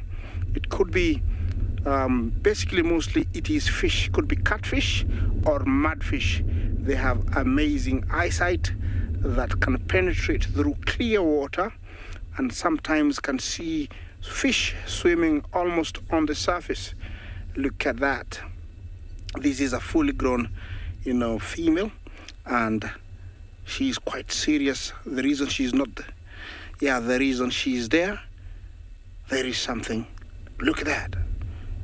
She's gonna go for something maybe. Let's wait and see. This is very exciting. I hope you're enjoying this. This fish eagle is found here in East and Central Africa all the way to Southern Africa. Sometimes you find it far inland because it also can feed on smaller reptiles. But it's a quite big eagle. I'm hoping that it can spot something and then show us exactly why it came to land there. Yes, looks every time it's getting excited, might go for something. Yes, it does look like an American bald eagle. It's our version of the American bald eagle. I would say this is slightly smaller of the bald eagle, but it's very much everything from the beak, the cere, which is the yellow color, the white breast and head, all that. It's very much like an American bald eagle. It's getting twitchy, and you could tell that it was getting excited.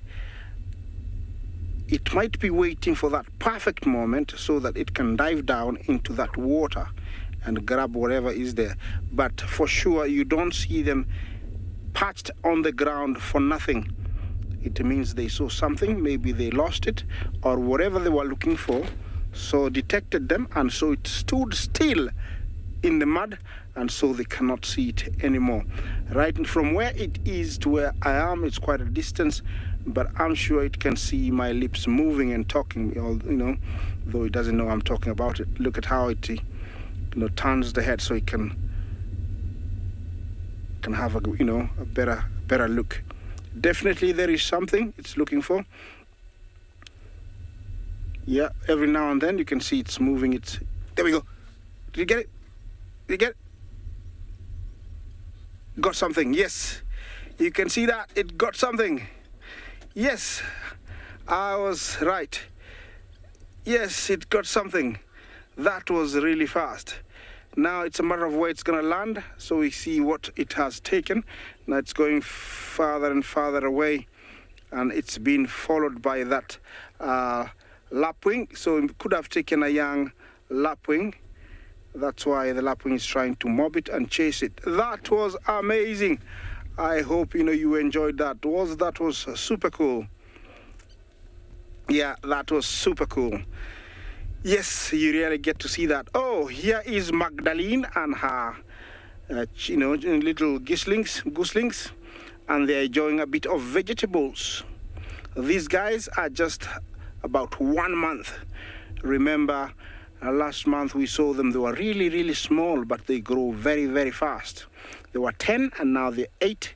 They're really enjoying the grass. To the left there, do you see the left there? Look at the left there. You see a small crocodile? James, do you see it? Left? Yeah, there, at the corner there. Yeah, I don't know if you guys can see the small crocodile. It's the tiniest one we've seen. Yeah, I'm gonna stick to this location and enjoy my crocodile for a little bit more.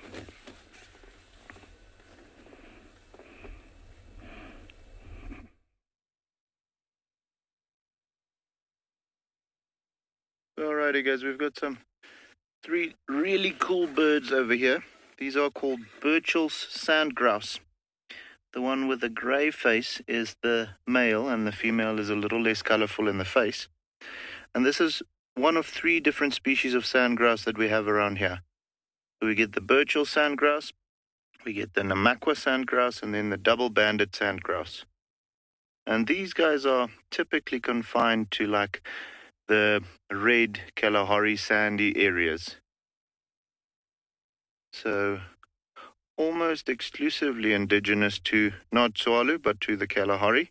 I mean, obviously, guys, remember they've got wings, so you can't tell them where they're supposed to be. They can fly wherever they want to.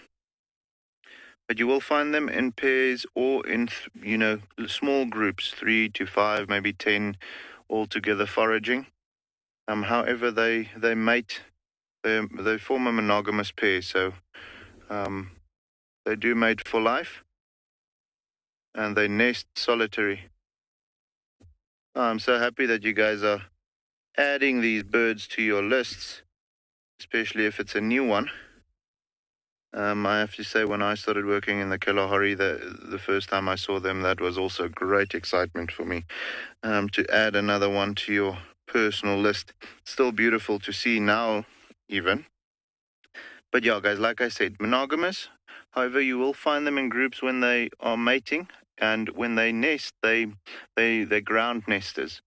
So you'll find them having a small scrape in the ground with 2 to 3 eggs in it, just lined with a little bit of foliage underneath, just to, insulate it a little bit against the warm Kalahari soil or cold ones during the winter, which is when they are mostly nesting or laying eggs. Their laying time is anything between April and October. Anything between that range. So typically during the cooler months of the year, with them being ground nesting, that's probably one of the reasons why they do it during winter, just because, during the summer we've discussed this, how hot the sand can get, up to 70 degrees Celsius during a warm day. So, those eggs will be hard-boiled by the time that they need to hatch, if they do so during summertime. But yeah, just beautiful to see these little oaks. Even though they mostly walk on the ground, you know, they are quite strong flyers.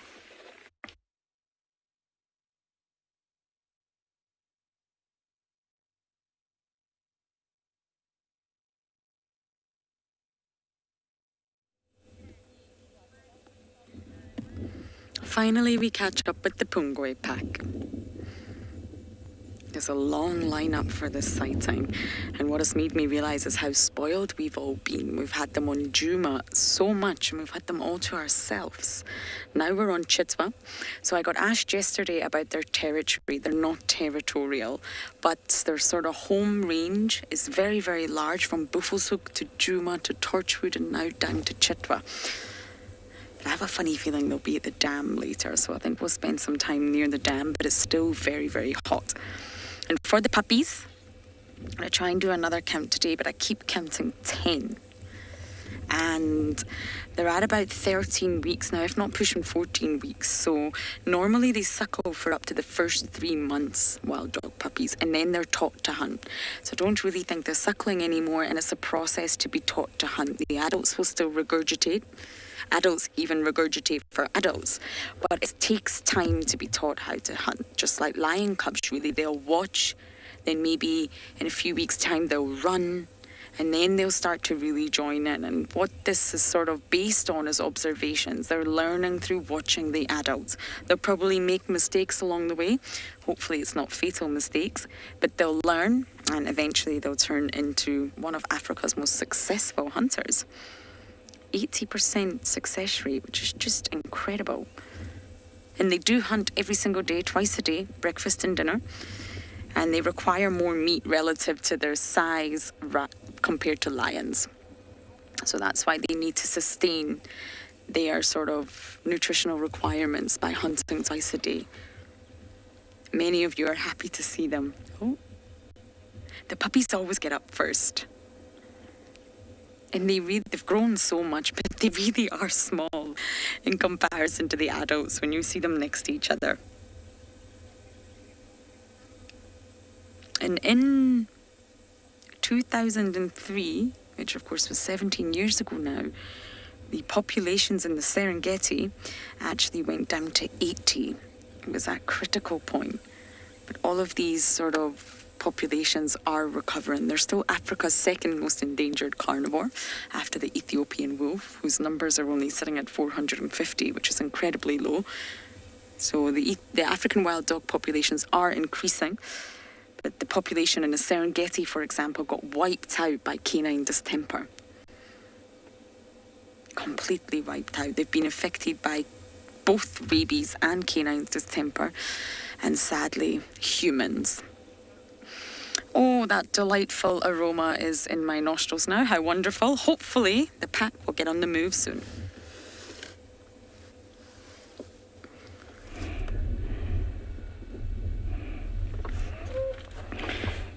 Yes, I'm still here in my location. I decided not to move because, it's nice to really see these, youngsters grow. And having seen them since they were almost a week old, it's really, really entertaining to see how busy they are. Yeah, they're really busy. They can't fly at the moment. And here you can tell they are enjoying a bit of the fresh grass, quite busy. There's a lazy one to the right. He's eating while lying down. Yeah, the two, the adults are the second from right and fourth from right. Those are the fourth from right is one adult. Fourth from right is adult. The rest are all youngsters. They have been in this area for almost 1 month. I'm sure they were hatched not very far from here. These are the kind of eggs that, the eggs that, the geese lays are the kind of eggs that when they hatch, the youngsters don't sit on the nest for very long because they are threatened by, young crocodiles like the one we saw earlier, very small one. So they need to be on the move as soon as possible.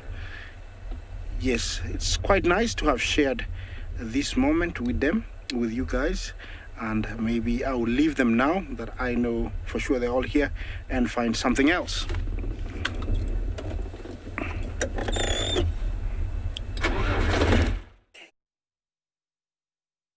Ah, perfect timing. Please meet the resident woodpeckers. These look like bearded woodpeckers, but I am by no means a spectacular birder. Excuse me, I just choked on air. I hate it when that happens. But the other one just flew in. So that looks like the male there with a bright red head, and then the females aren't as beautifully coloured. So you would have seen her fly into frame. But they are hacking away a fair amount. I don't think she's there anymore. I think our best bet is going to be that guy. Not that one. Oh my goodness. Incredible how that woodpecker just doubled in size. There it is. Oh, bottom left-hand side of the screen. You got it. There we go. So you can see it just clinging. So very much like the oxpecker foot structure that we saw this morning. They're able to grip and hold on nice and tight as they clamber around, pecking the wood. Would you like to hear how loud a woodpecker can peck?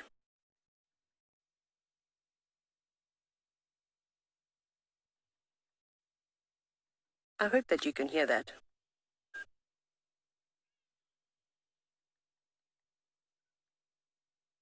Go away, birds, be quiet. So sorry. Unfortunately, the birds here at Pridens don't know how to behave, and the go-away birds are now trying to steal this woodpecker's thunder. Unacceptable behavior. But anyways, it's looking in those crevices for all sorts of insect larvae, little beetle larvae, or anything like that living in there. There'll be lots of boring beetles that like to live in the wood of knobthorns and leadwoods and those types of things. But it is really nice to just get a quick glimpse of a bird that we often try to put on camera.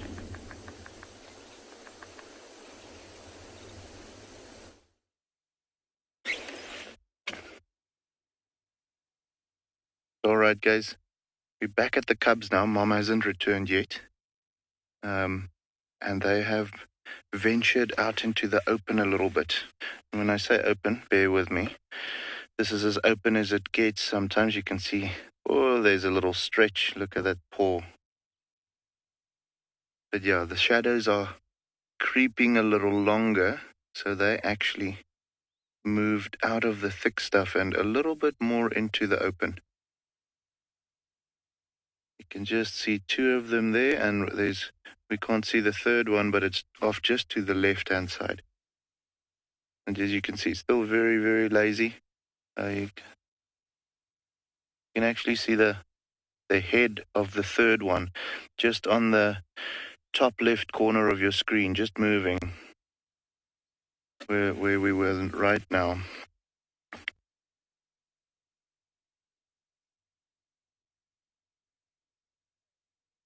Yeah, I mean, guys, these little ones are super, super cute.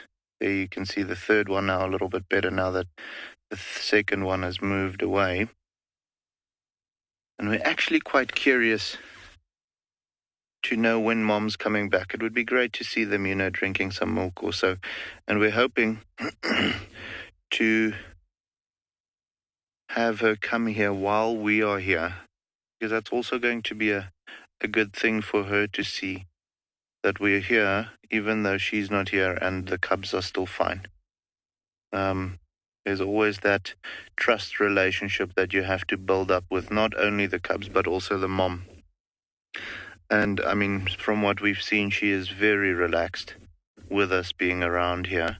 That's always been while she's with the cubs. So it would be interesting or very good for the relationship to have her approach us one time, or approach the den side one time while we are actually sitting here.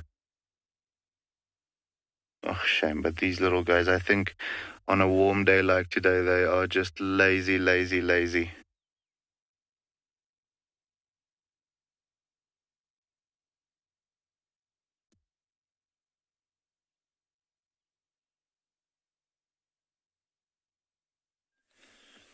So how incredible is this? We are looking at quite a few elephants, but you'll see this one here. Look at the shape of the tusks. It looks like the tusks, instead of growing outwards, actually grow in. The one grows in towards the trunk, and the other one just folds around it. there's quite a few elephants in this herd, and if we spend some time here, there's a little baby behind this one. Oh, there it's moving out.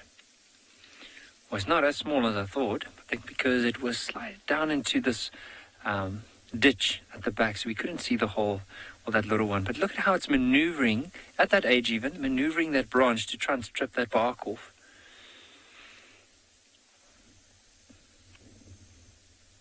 Now, it's a decent sized herd. As we were sitting here, I counted at least close to 15, maybe 20 elephants around. But look at what this little one is doing with that trunk. You see how it's pushing the branch into its mouth and then taking its trunk and twisting it to get the outer bark off from the hardwood.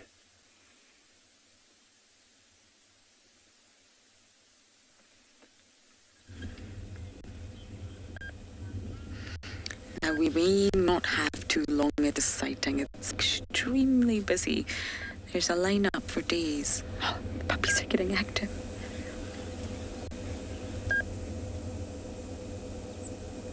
Now, wild dog's Latin name is Lycaon pictus, and what this sort of translates to is the painted wolf. And lots of people now are calling them the painted wolves, especially conservation organizations, because wild dog sometimes has some negative connotations. I don't think so. I personally think wild is such a great word, is such a great term. But it does make them sound like vermin or dirty. And that's why a lot of people don't use the word wild dog anymore. Instead, they use painted wolves, but they're referring to the exact same species. And believe it or not, I love the history of the name.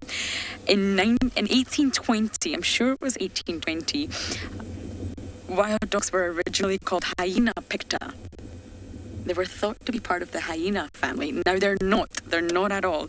The wild dogs are actually the only species in their genus, the Lycaon pictus, the genus Lycaon.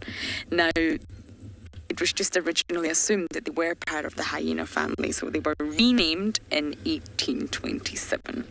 So it took 20 years for them to be renamed.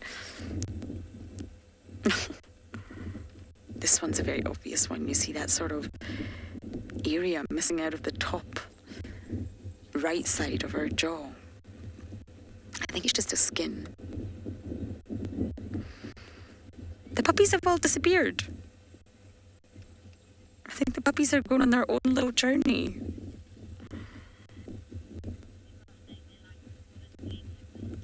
Yeah, many people are saying you like to call them painted wolves. Absolutely, go for it. It's a beautiful term, painted wolves. And of course, they do look like paintings. And it just sort of came about because painted wolves has more of sort of positive connotation than wild dog does. But both names are completely correct. But the conservation sort of industry is trying to get people to look at them in a more positive light, and that's where painted wolves comes from. And they are part of the Canidae family. They're very closely related to wolves and their lineages. But many people ask, can they breed with domestic dogs? And no, they cannot. There is no sort of interbreeding between the two. It's not biologically possible. Where have the puppies gone, Theo? They've just all completely disappeared. I think they're playing and wrestling just slightly further down there. So we have 8 adults in front of us. No, that can't be right. Let me just double check because I've been trying to get a total count for this pack. How's the puppy sleeping? 7 adults all snoozing in front of us right here. And I'm really convinced they're going to wake up and go straight to the dam. Hopefully all the Inyala are prepared today.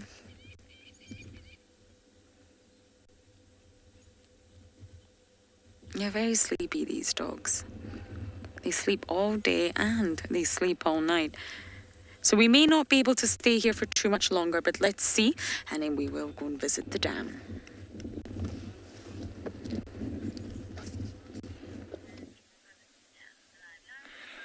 Have a look at how this little one is trying to strip the bark off that tree.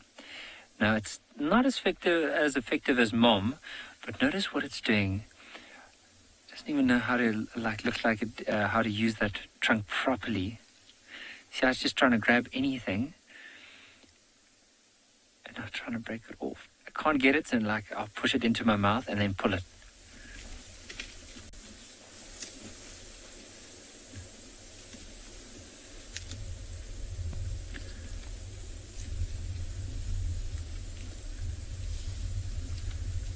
So see, this one is basically breaking everything off with the trunk and putting it in its mouth. Because that youngster is still developing that trunk and that skill, it's mainly biting or grabbing hold of that branch with its teeth and then pulling it to break it apart and then chew it from there and then maneuver it with its trunk.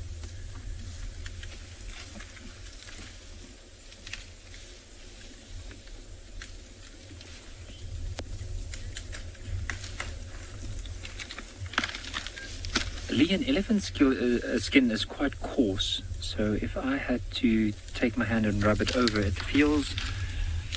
I'm trying to use an example like that we'll probably use every day. So if... probably the best would be if you had very, very dry skin.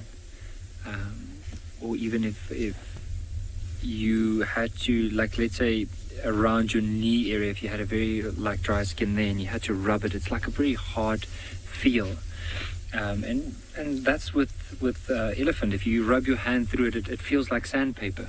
It's not really that soft, but I'm sure a little elephant, the skin might be slightly softer. But you can imagine with them, in order to cool themselves down, they're going to flick mud and that onto their backs.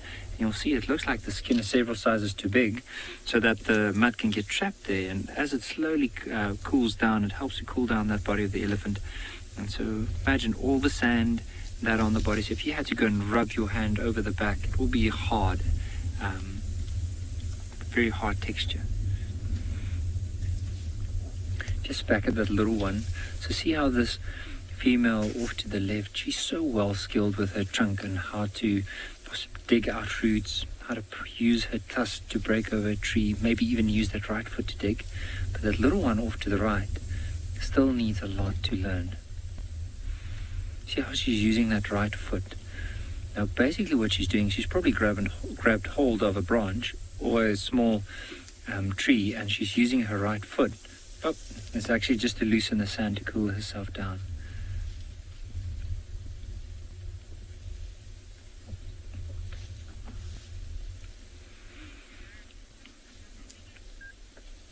But that little one eventually will get to that size. It might take a few years.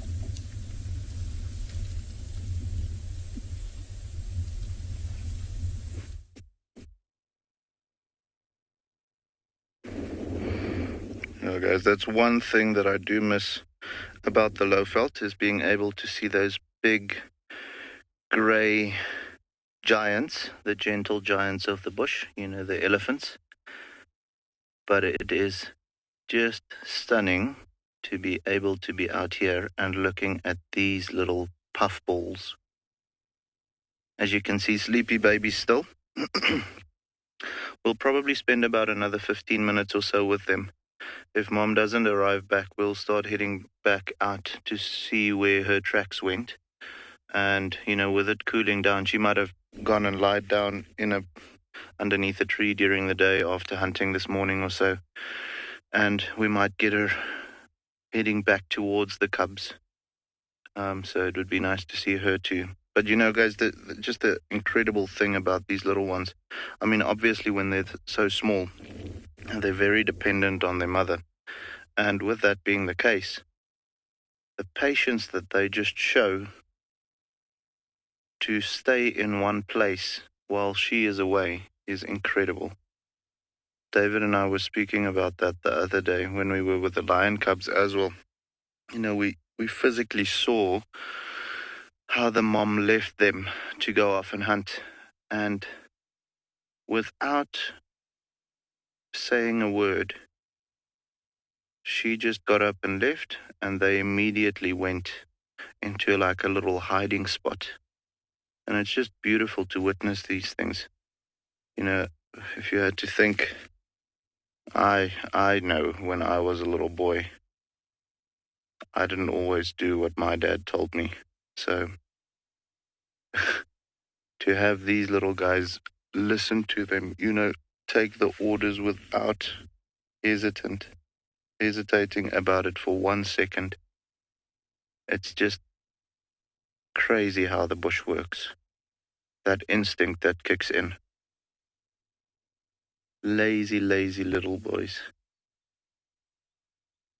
And like I've mentioned previously, when we've been spending time with these guys, the most exciting part of all of this is seeing yeah, I mean, guys, we're getting a lot of comments about how cute they are. Believe me, I have to pinch myself every time we get here just to make sure it is real and it's not a dream. You wouldn't imagine something that perfect being in such a harsh environment. So cute.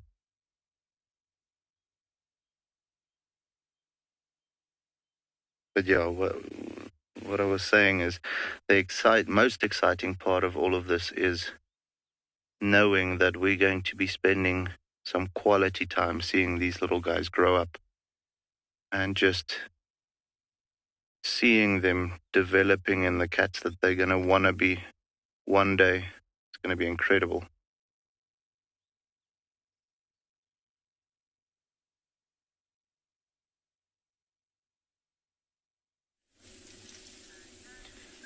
How incredible is the sunset and with these elephants behind it? Well, it's not a sunset yet, but just the silhouette shot of the elephants. And you might even see some of them are flicking sand onto their backs. You might even see that cloud of dust. Now, there is a female with a youngster lying down between her legs. Now, we're going to try and see if we can get her. She's round about there.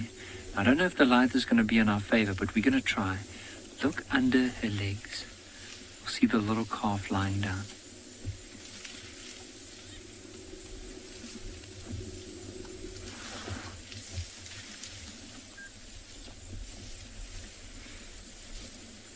Let's see now with the mom moving.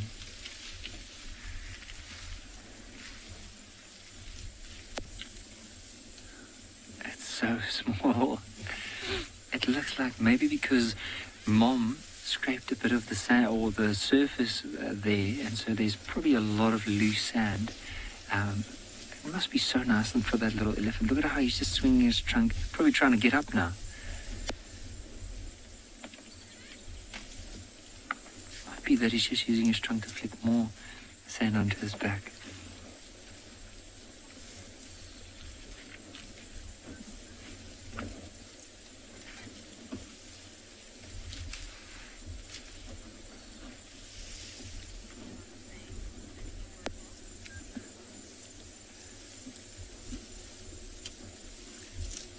How cute is that? But also look at how gently the other ones move past. And there's the little one trying to get up. So maybe mom will just help nudge the little one up. So often what they do is they can put their... Oh, see how she actually loosened the swirl around and see, that's why he's enjoying himself like that, because she's loosening the swirl for him. So now it's nice and soft. And he's just rubbing his ears and his back into it.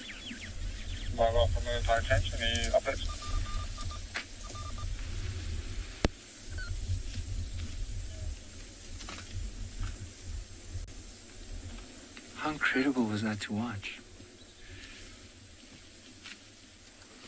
And who knows, maybe because she's still doing it, there's a good chance that he might go and lie down again.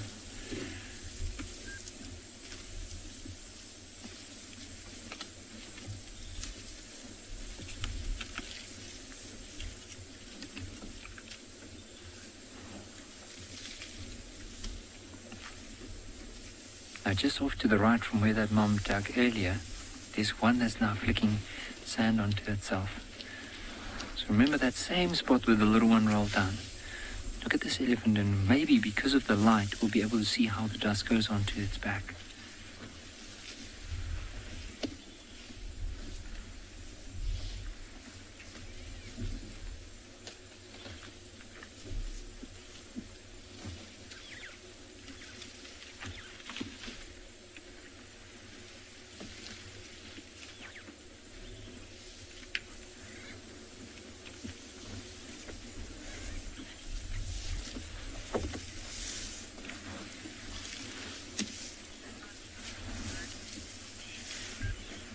I agree with everyone. How beautiful is this lighting just? It's hard to describe it in words because it is getting to that time of the day where we refer to it as the golden hour. Just such a golden moment.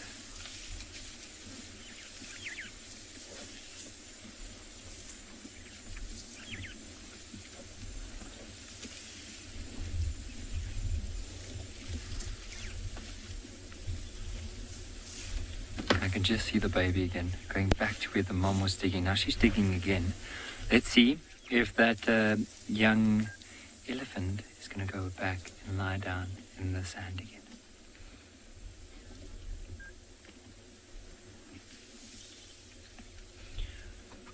Look at how it's trying to use the trunk as well to loosen it. Now let's see. See mom using that front left foot just to loosen it a bit more. So she might even use that to flick onto her back. Or, as we saw earlier, that baby would go and lie down in it.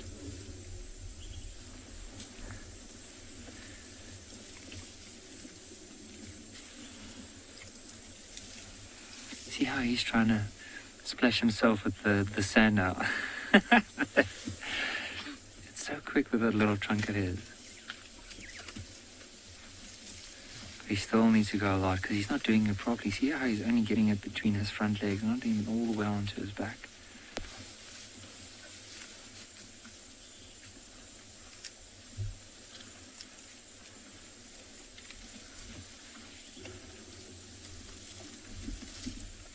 Wow, look at the size of that elephant in comparison. So the mom is quite big, but look at the size of that bull.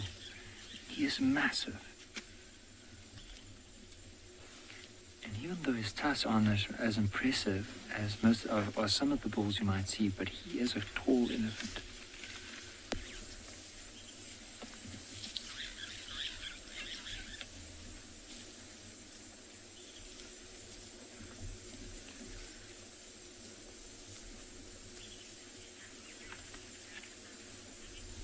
But an incredible, incredible scene with the light.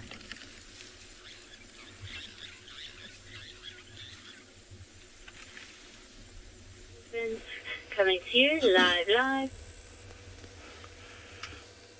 It is 6:15 here in the Mara, and as you can see from on our camera, the highest peak you see over there is exactly where Angama sits, and it's a beautiful sky. The sun is about to disappear on above the scarping, which I'll ask for permission to pre-position the car. We need a better spot because there's a lion somewhere down here with the carcass, so just gonna try to get a better position so that we can have a good view of the lion.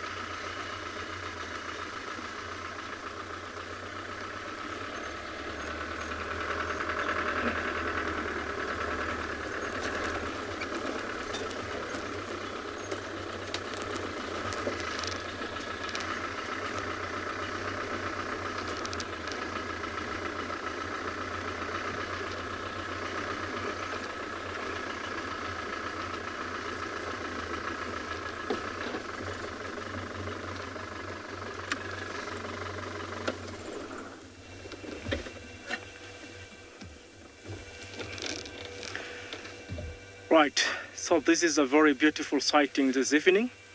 A young male lion, probably maybe 2.5 to 3 years old, and he seems to be in charge of a family meal.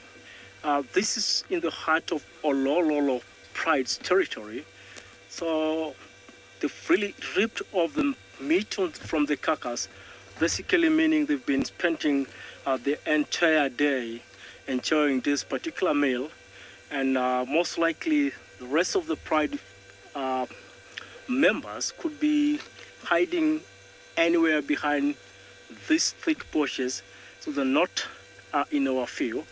It's a young male lion, probably having been tasked the responsibility of protecting the family meal from the scavengers who will always be on the prowl looking for an opportunity to, look at that, it's just Leslie rolling his belly up. Wow, it's beautiful. And as we all know, lions are the kings out here in the jungle, and most other smaller predators do not really have the luxury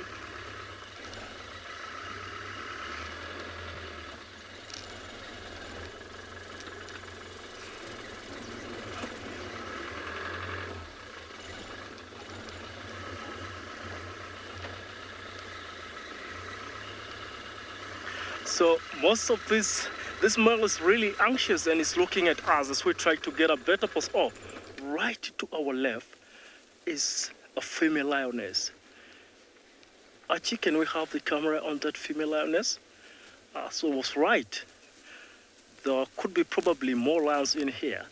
Just that they're full, they've got full bellies, and then they have been resting just to ensure that they do not waste a lot of energy moving around, whereas there's a male here that needs to be fiercely and jealously protected from hyenas. The vultures, we've seen quite a bunch of vultures a while ago, and simply waiting for their chance in the pecking order. Get a better position of this female.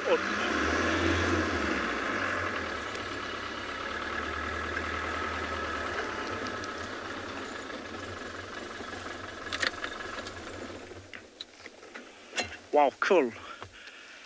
So these lionesses will be spending the rest of the night taking care of this male and watching over it.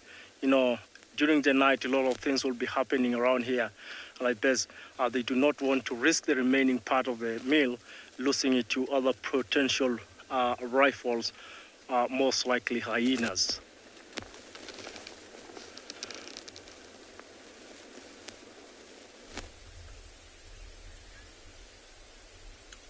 So where we left off, we had those two black rhino that were walking off into the thicket. And we didn't get a better view, so we decided to continue. And we came across this incredibly cute sighting. I think we've actually got a baby giraffe.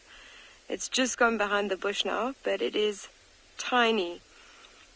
And what's so sweet is it's been feeding on this bush that you can see right in front. Now, the height of it, I estimate when giraffe are born, they're already at about 6 feet, and this giraffe's not much taller than that.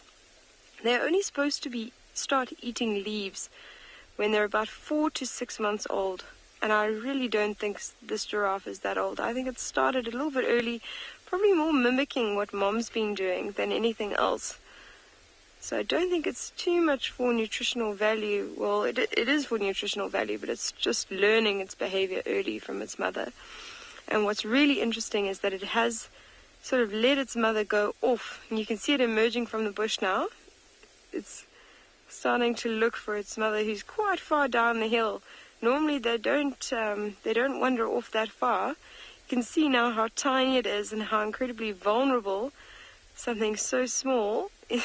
It's going off in the complete opposite direction. Sorry, this is just... Yes, those are very cute ossicones, very tiny.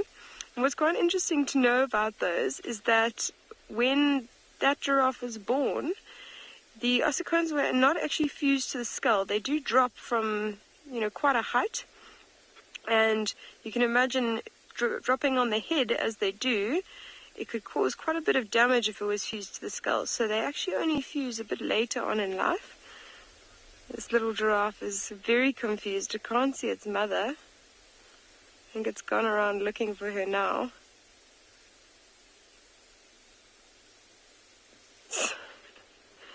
The mother's actually quite far off to the right. You can see it turning its head, just lifting its ears, trying to catch any sign of her.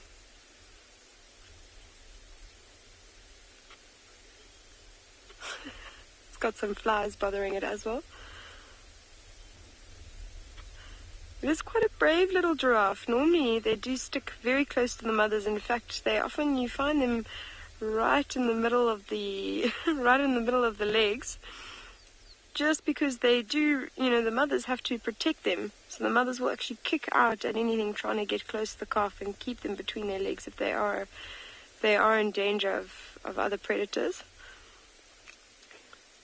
Like I said, this one's quite bold. You can see it's starting to get a bit nervous not seeing mother. I think the big problem is that the head is about the same size as the shrubs around it. So it's finding it difficult to see over those to spot its mother just down the hill. I think it's seen its mother now. It's facing directly towards her.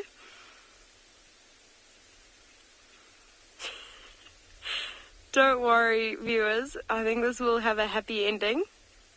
It's just a bit of a curious young animal going off and exploring away from the mother. But it seems to be walking straight towards her now. So I don't think we'll have any problem. She might just have to scold this little one and teach it not to to wander off too much. Actually, it's quite interesting just to see how it's walking as well. You can see how it's rocking back and forth. And it's still not too steady on its feet. I don't think it's very young, but I would age it at maybe about 2 or 3 months, maybe just before it's supposed to start eating leaves. Its mother is actually just off to the right, maybe 100 meters off to the right. Now it seems to be going in the wrong direction again.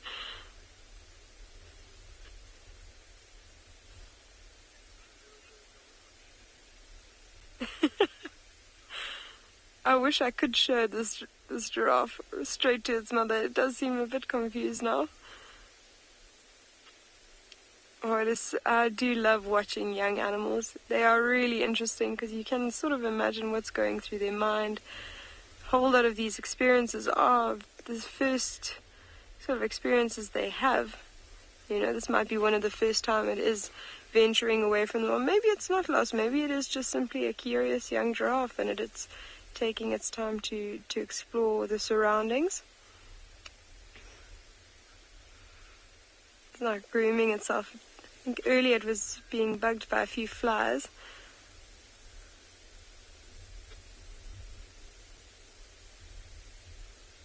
You see how prominent those ossicones and ears stick out right above these shrubs. So we'll stick around. We'll see if this young giraffe reunites with its mother anytime soon.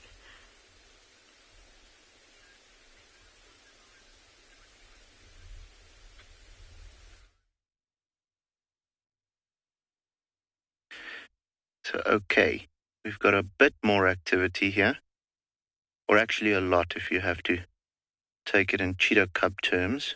As you can see, there's still one of the cubs out like a log here in front.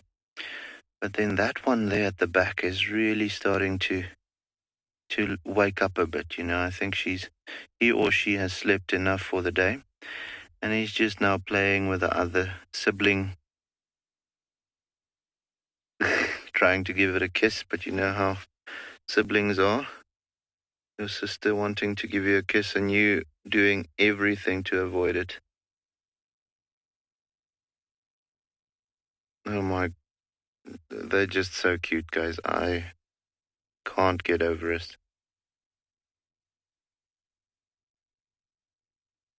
You can just, the coat at the moment is quite thick and very well camouflaged for a shady environment, but you can just start seeing the little spots breaking through, Not that they would be born without them. Their coat at the moment is just of such a sort.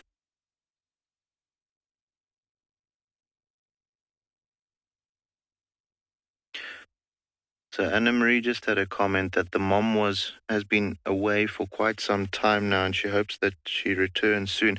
Anna Marie, you're right. We hope so too. It's not uncommon though for a mom, whether it's cheetah or leopard or lion, during these initial stages to leave their cubs for a full day.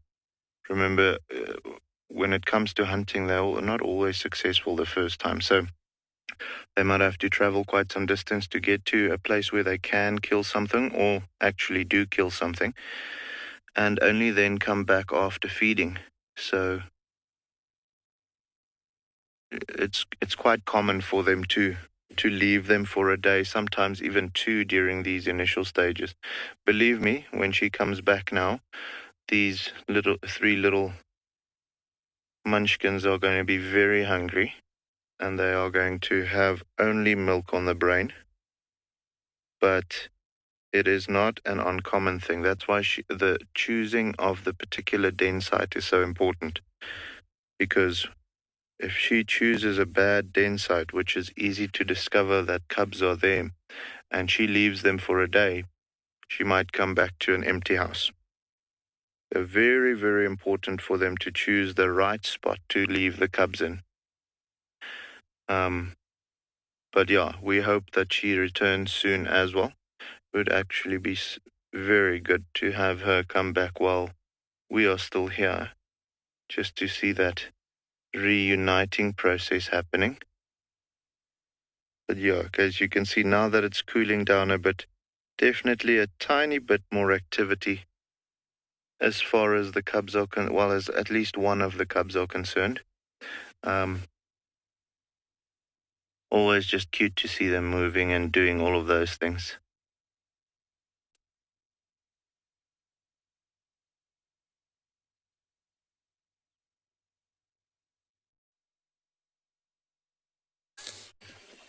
Well, these things happen when you sit and wait at a watering hole, which is my favorite thing to do. 2020 is the year of practicing patience. Well, for me anyways. And, well, finally, the breeding herd of buffalo that we see almost every single day have come on down right on time.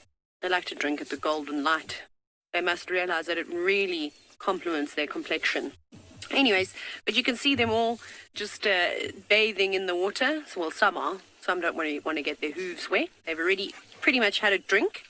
There's still just a couple of bulls coming in, but you can see the bulk of the herd there. They're just sort of standing quietly. Now, I did hear a whole bunch of birds just a few minutes ago absolutely lose their minds. There's a lot of squawking going on from about 3 different species, so I don't know what disturbed them. But I did have lion tracks coming in this direction this morning. So fingers crossed that they've just been slowly trailing the buffalo herd, because I have not seen lions for quite some time, and I'd very much like to see a lion. That's unusual because normally in the Greater Kruger, lions are quite fond of buffalo, and that's what they do, especially during these drier periods, is that they will change up their sort of territories, if you will, slightly in order to follow where the prey goes.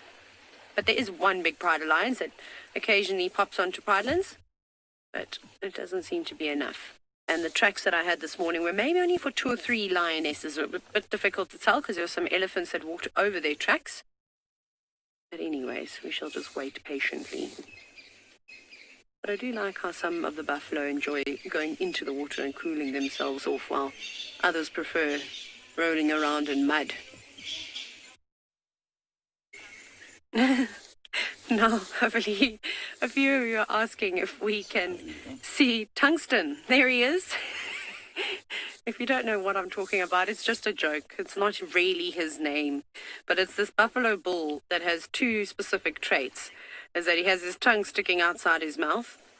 Some days it pokes out a bit more than others. We actually saw him this morning, and he's got a very stumpy tail, as I'm sure you just saw him there swatting. But look at that. He can't pull it in all the way. Maybe he can, and he just doesn't like to. He wants to be different.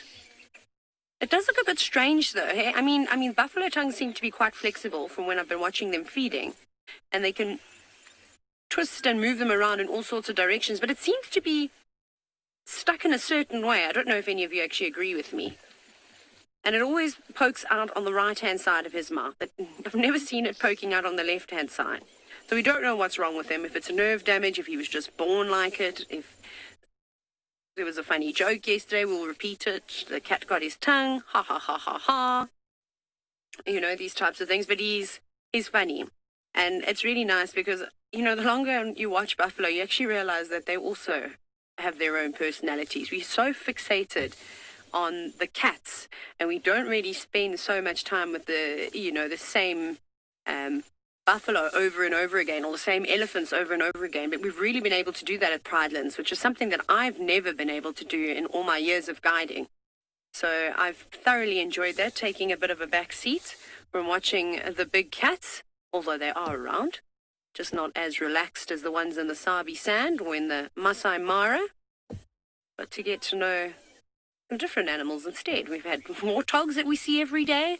We've got the buffaloes. We've got the elephants, of course. That is my absolute favorite. But it is such a glorious afternoon here. I might even poke my nose behind the dam wall to see if there are any lions.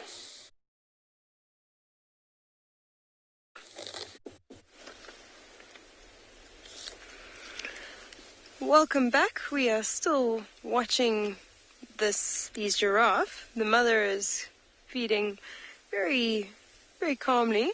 Her cheeky little calf has gone off and lay in the thicket about 150 meters off to her left, just out of view. And they both seem quite relaxed, so neither of them seems too perturbed. I think it does know where its mother is. I just think it's quite a curious young little giraffe. While we are looking at this female, the other day I had quite an interesting question from the viewers asking how many giraffe are there left in Africa. And I wasn't quite sure on the answer, so I went back and had a look. And it turns out there's about 111,000. And 2 of the 4 species are fairly endangered. The one being reticulated giraffe with about 8,700 left, and then northern giraffe with about 4,750 left. So we do have some quite endangered giraffe out there. But this we are looking at, this is a southern giraffe, and their numbers are pretty stable. Amazing when you have a look at the neck. We always picture giraffes feeding up high in the tree. With regards to calling out to the calf, giraffes actually communicate via low frequencies, so we can't hear their communication. Very similar to how elephants communicate with those low frequency vibrations as well. It's the same with giraffes. So she could call to her giraffe, we just wouldn't, to her calf, we just simply wouldn't be able to hear it. I always love watching giraffe feed, because they feed so delicately, and you often can see that ball of cud going up and down the throat, which is always enjoyable to watch.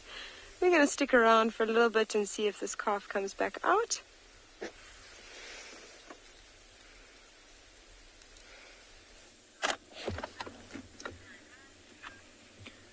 So we found 3 hyenas. Now you'll see these ones are pretty young. So the mom's probably the one off to the left there.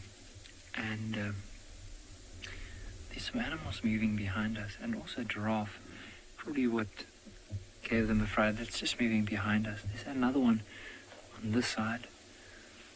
If we just give it some time, and eventually she'll go and settle down again, especially with those youngsters around. But sometimes they can be very curious.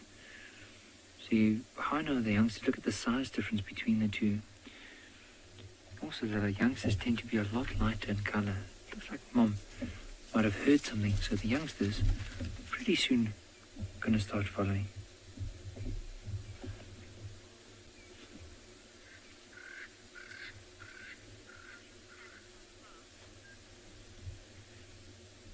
But I wonder, because this one looks very, very curious, and he's very fascinated of probably what is this thing standing on the side of the road. Eric, you copy Eric? Now, just to give you an idea, we basically moved off to the side of the road, and they came closer to where we were, so we didn't necessarily go straight towards them. It's just the youngsters being so curious, they just came to investigate to see what this is. But eventually they'll lose interest and move off. Now, because the mom moved away, see, there's a very well-worn game trail at the back. There's a good chance that these youngsters might just head back to the den, or possibly even go and follow mom.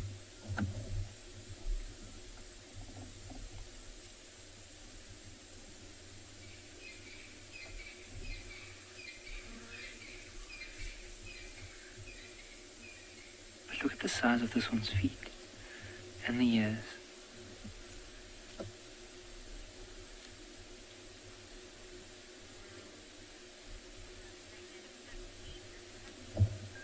They do look very clean and fluffy, especially in comparison to some of the hyenas we've seen over the last little while.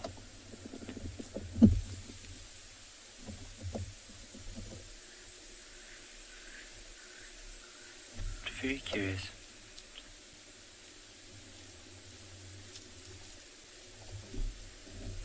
But how's that hyena? Sun setting.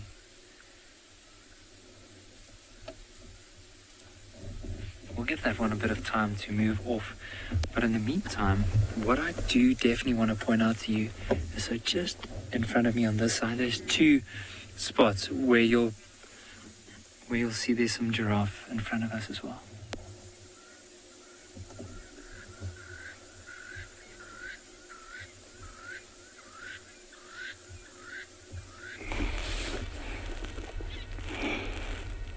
Yeah, back to the Mara, and we're still with the elephants around this area. A very cool time of day, and they're really enjoying the last bit of light, eating away lots and lots of grass. It's also, that one is part of another bigger breeding herd. Look at that, very relaxed, eating away all together. Yeah, the little one is in the middle, so that's enough protection. You don't want to go through there. Elephant population in the Mara is doing very, very well. Yeah, lots of elephants, in the Mara. They're doing very, very well. Okay, I understand that you guys are yearning to find out about the injured elephant. She was treated, like I said earlier on, she was treated, and then there was a follow-up yesterday to see what she was doing, and she is quite well. Today I didn't meet the warden, so I don't know. I'll be calling him this evening, and tomorrow I will give you an update. But it was treated previous day. Yesterday when I saw it, it was already, it had been treated. But they followed up, and it was doing very well. They say that it was an injury probably caused by a snare. A snare is a trap put outside the boundaries of the conservancy, meant to catch small game, but sometimes it catches the unwanted animals because it cannot discriminate. It is a trap. So it can catch anything, and luckily it didn't catch, like a trunk. And I'm hoping that that little girl will survive. It will make it through. They have amazing antibodies, so don't you worry. And you could tell, she was walking. She was determined to leave, and so she will leave. But I'll give you an update tomorrow. Look at that view. Beautiful. That's what you get when you come here. What is that? Looks like a lion lying down. Wow. Well done, James. Yeah, looks like a lioness. She's quite a long ways away. Yeah, it is a lioness. You can see moving. Yeah, look at that. Belly flop. Yeah, definitely a lioness. Yeah, this is the amazing thing about these plains of the Mara. You can be looking in one direction and missing out the next, the other direction. Then the moment you turn, boom, what you've been looking for, it's all been there. You are only looking in the wrong direction. We hadn't looked there, but look what we found. Looks like she's very well fed. And looks like she's having a very good time. I might tempted to stay here a little bit and see where she's gonna head.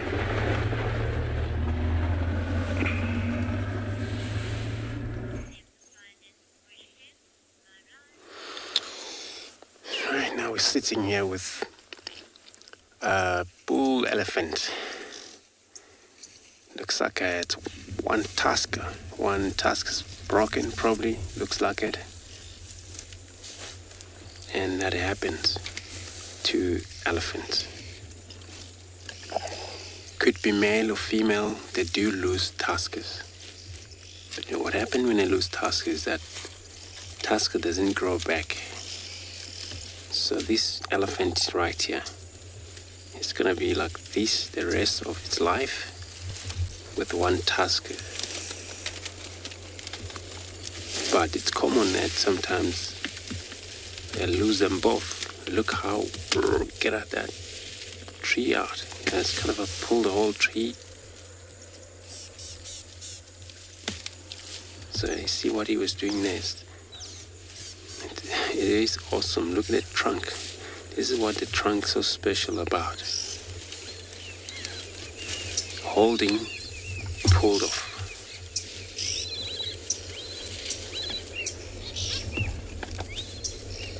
So they, bulls like this, you know, need a lot of food a day. Well, most elephants do. And for them, they have need to spread apart, spread around, far from one another, so they can able to get enough of what they need. So it's going to be a little bit of a noise here. There's a car. We're close to one of the main roads. So indeed,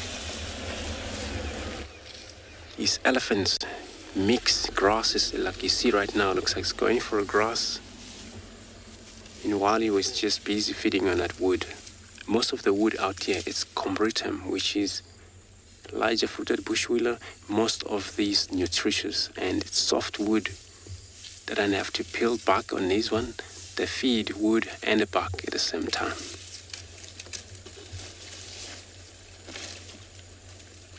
But some other big tree which they cannot manage to pull it off. You see, sometimes they were just going to push it down.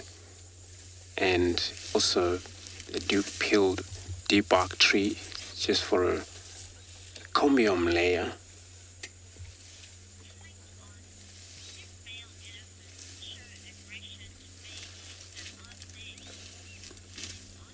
Cling on. A lot of elephants, they're one of the animals that they will take care of each other.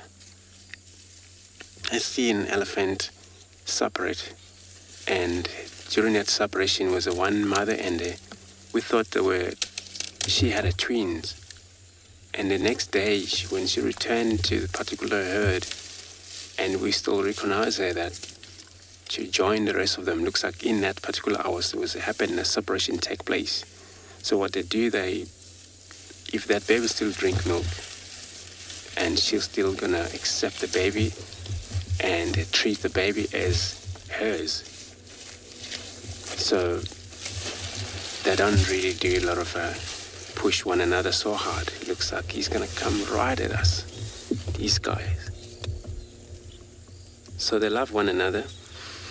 These boys, this teenager, they're the one that sometimes can be a little bit of a problem. Push their sister so hard in the herd. But once they get in the age of about 15, 14 years old as a young male, their mother tend to push them away. For that reason, they're going to have to move out, started to move out of the herd permanently. And where they go, they're going to join these bulls, where they will be able to learn how to forage, how to behave good. And they need to pay a lot of respect to these older ones, because now these are the ones who will teach them how to get around. For that, understanding that it's not actually very easy for these, they just push it off from their mothers since their age is there for them not to follow their mother anymore because of some reason. And they don't understand. You find them, if you come across this particular herd with a lot of young male followers right in the end, far from the herd as the herd move, it's so that they're still trying to understand or trying to keep up with the herd, and they still don't understand why we're not accepted in the herd anymore until they understand, well, looks like it's going to be life for us. We don't have to be in this group.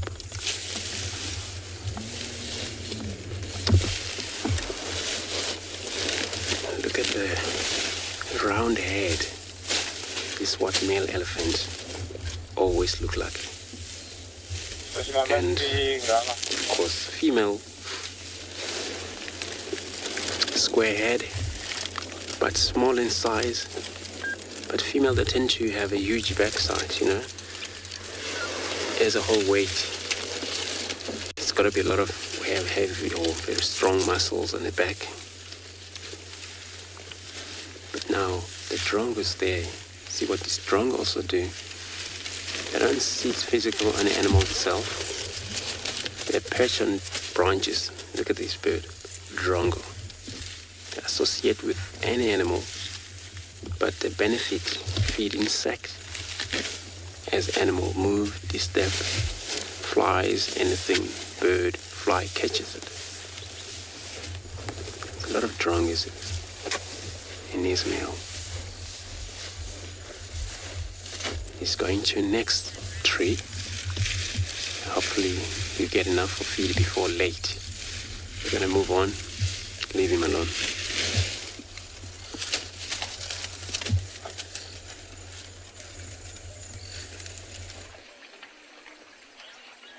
That's what the buffalo are doing. They're also moving on. Most of them have got out of their version of a swimming pool. You can hear all the adults shouting, "Come on now, it's getting dark." Well, that's what I could always hear my mum saying. I don't know why we weren't allowed to swim at night.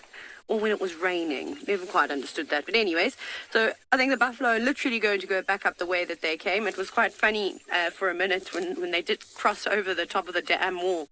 It reminded me so much of being in East Africa and watching the migration, with much fatter versions of a wildebeest and not as athletic. If you thought that wildebeest were not athletic, then you must watch a buffalo try and jump, because that's quite comical and they're particularly useless at it. So I had myself and Odie in hysterics for a little while. So I'm quite keen to see how they make it up the slope. But watching them come down was quite funny, and there was all dust and everything. It was actually quite cool. I thoroughly enjoyed it. But some of the more experienced cows heading up and over, standing and staring, making sure that there's no danger ahead. And then, of course, the rest of the herd follows. It's really interesting to see, as soon as one of the pathfinders gets up and decides, right, we're moving, how quickly, with very little vocalizations, the entire herd moves. I wonder if it's visual cues or if they are communicating in a way that we just can't understand. Probably both of them. Off they go. You can see which one's enjoyed the mud. Oh, that one's got a bit of a limp. What's wrong with you? You got a stiff leg? Did you stand on something funny? Wonder if it's got something wedged between its hooves. Bruno, yes, buffalo can actually swim quite well, and the reason why I say this is because no one's got caught on a branch. It was hysterical. I have actually watched 2 buffalo bulls cross the Mara River. I think it was, and I've spoken about this before, I think it was at the cul-de-sac crossing in the Mara, and it's very, very deep there, and they swam across perfectly. So they can swim, however, they don't swim very often. In this area, in terms of crossing rivers and things like that, there's absolutely no need. But like we saw, on a really, really hot day, buffalo are not afraid to wade into the water, literally with the water right up underneath their chins. So they do enjoy that, but mainly for the reason that they want to keep nice and cool, not because they want to cross the other side. But who knows, if some lions chase them, maybe one would go and stand in the middle of the dam, although it would be quite deep for these buffalo. Because even when the elephants go in, a fair amount of the water still covers their bodies. There were a few elephant bulls before the show started today that took the plunge and had a bit of a swim. Now, you've all got to do this one at a time. Now, I've walked across that dam wall quite a few times. It's very narrow in some places. like you can see, just wide enough to fit one buffalo. So where they're all gathering there, they have to be very careful because on the other side it is very steep. You wouldn't want to slip because you'd go tumbling on down. There they go, one at a time, following each other. No lions, unfortunately, or yet. Definitely going to keep an ear out this evening and hope that some of the big tawny cats will come this way. Surely the smell of buffalo must be filling the air. Ah, look, buffalo weavers. What a coincidence. And one fork-tailed drongo. That's quite cool. So that's the nest of those birds, but I'm sure most of you know that. So not that one on the left, but you can't see the other one. It's got a bit of white on the wings and has a red bill. And they make those, well, very well-designed nests. I think if I was a bird, I'd probably create a nest like that. I wouldn't be able to do anything coordinated. I can't even plait, so I wouldn't be a weaver. Buffalo just taking it easy now. I suppose there's no point in rushing off. They're probably just going to find a nice sleeping spot because that's what they might do. They might graze. Might graze for a little bit longer and then find a little place. It's not too windy, so I don't think they need to sleep in a drainage line to keep out of the wind. But there's some nice big open clearings to the east and even to the south of where we are. And that's typically where they'll prefer. So I think tomorrow morning on safari, the first thing we will do is try and relocate on this herd of buffalo and see what they get up to. And maybe, just maybe, we will find the lions too.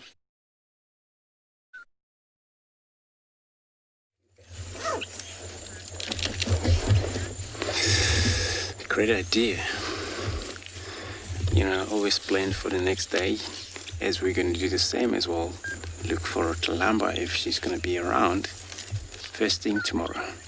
And our male elephant looks like it's only one since we get here, and there hasn't been any sign of other one, which means that could happen that the other one is still far away, or they communicate.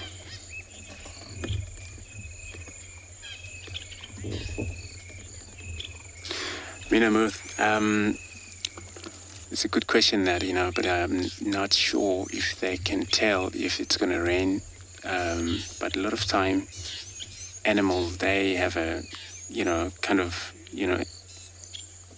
sign of, it's going to sign where it's going to rain or not. Especially we've seen cows when they play, running around too much, this young one pushing one another, and the kind of happiness that's going on.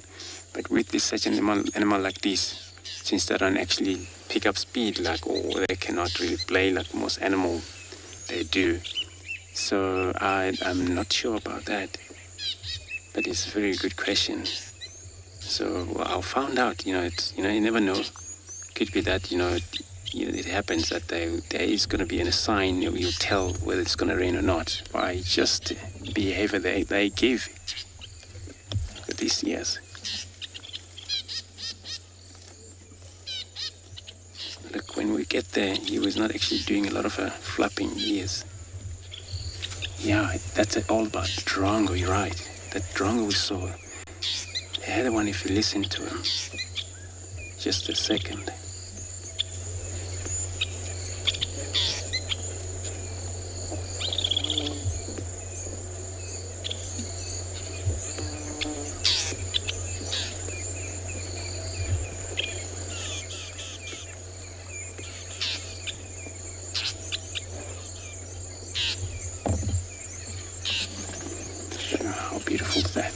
So yeah, there was a few birds. There was also a rattling sosticol as well, one of the small birds.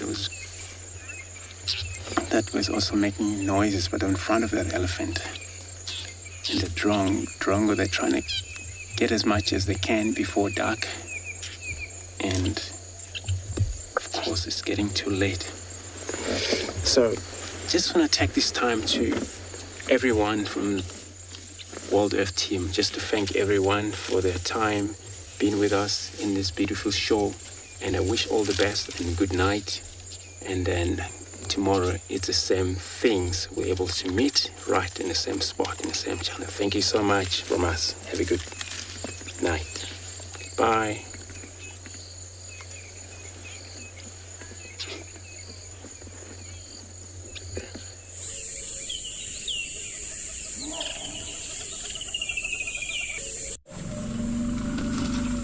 This program features live coverage of an African safari and may include animal kills and carcasses.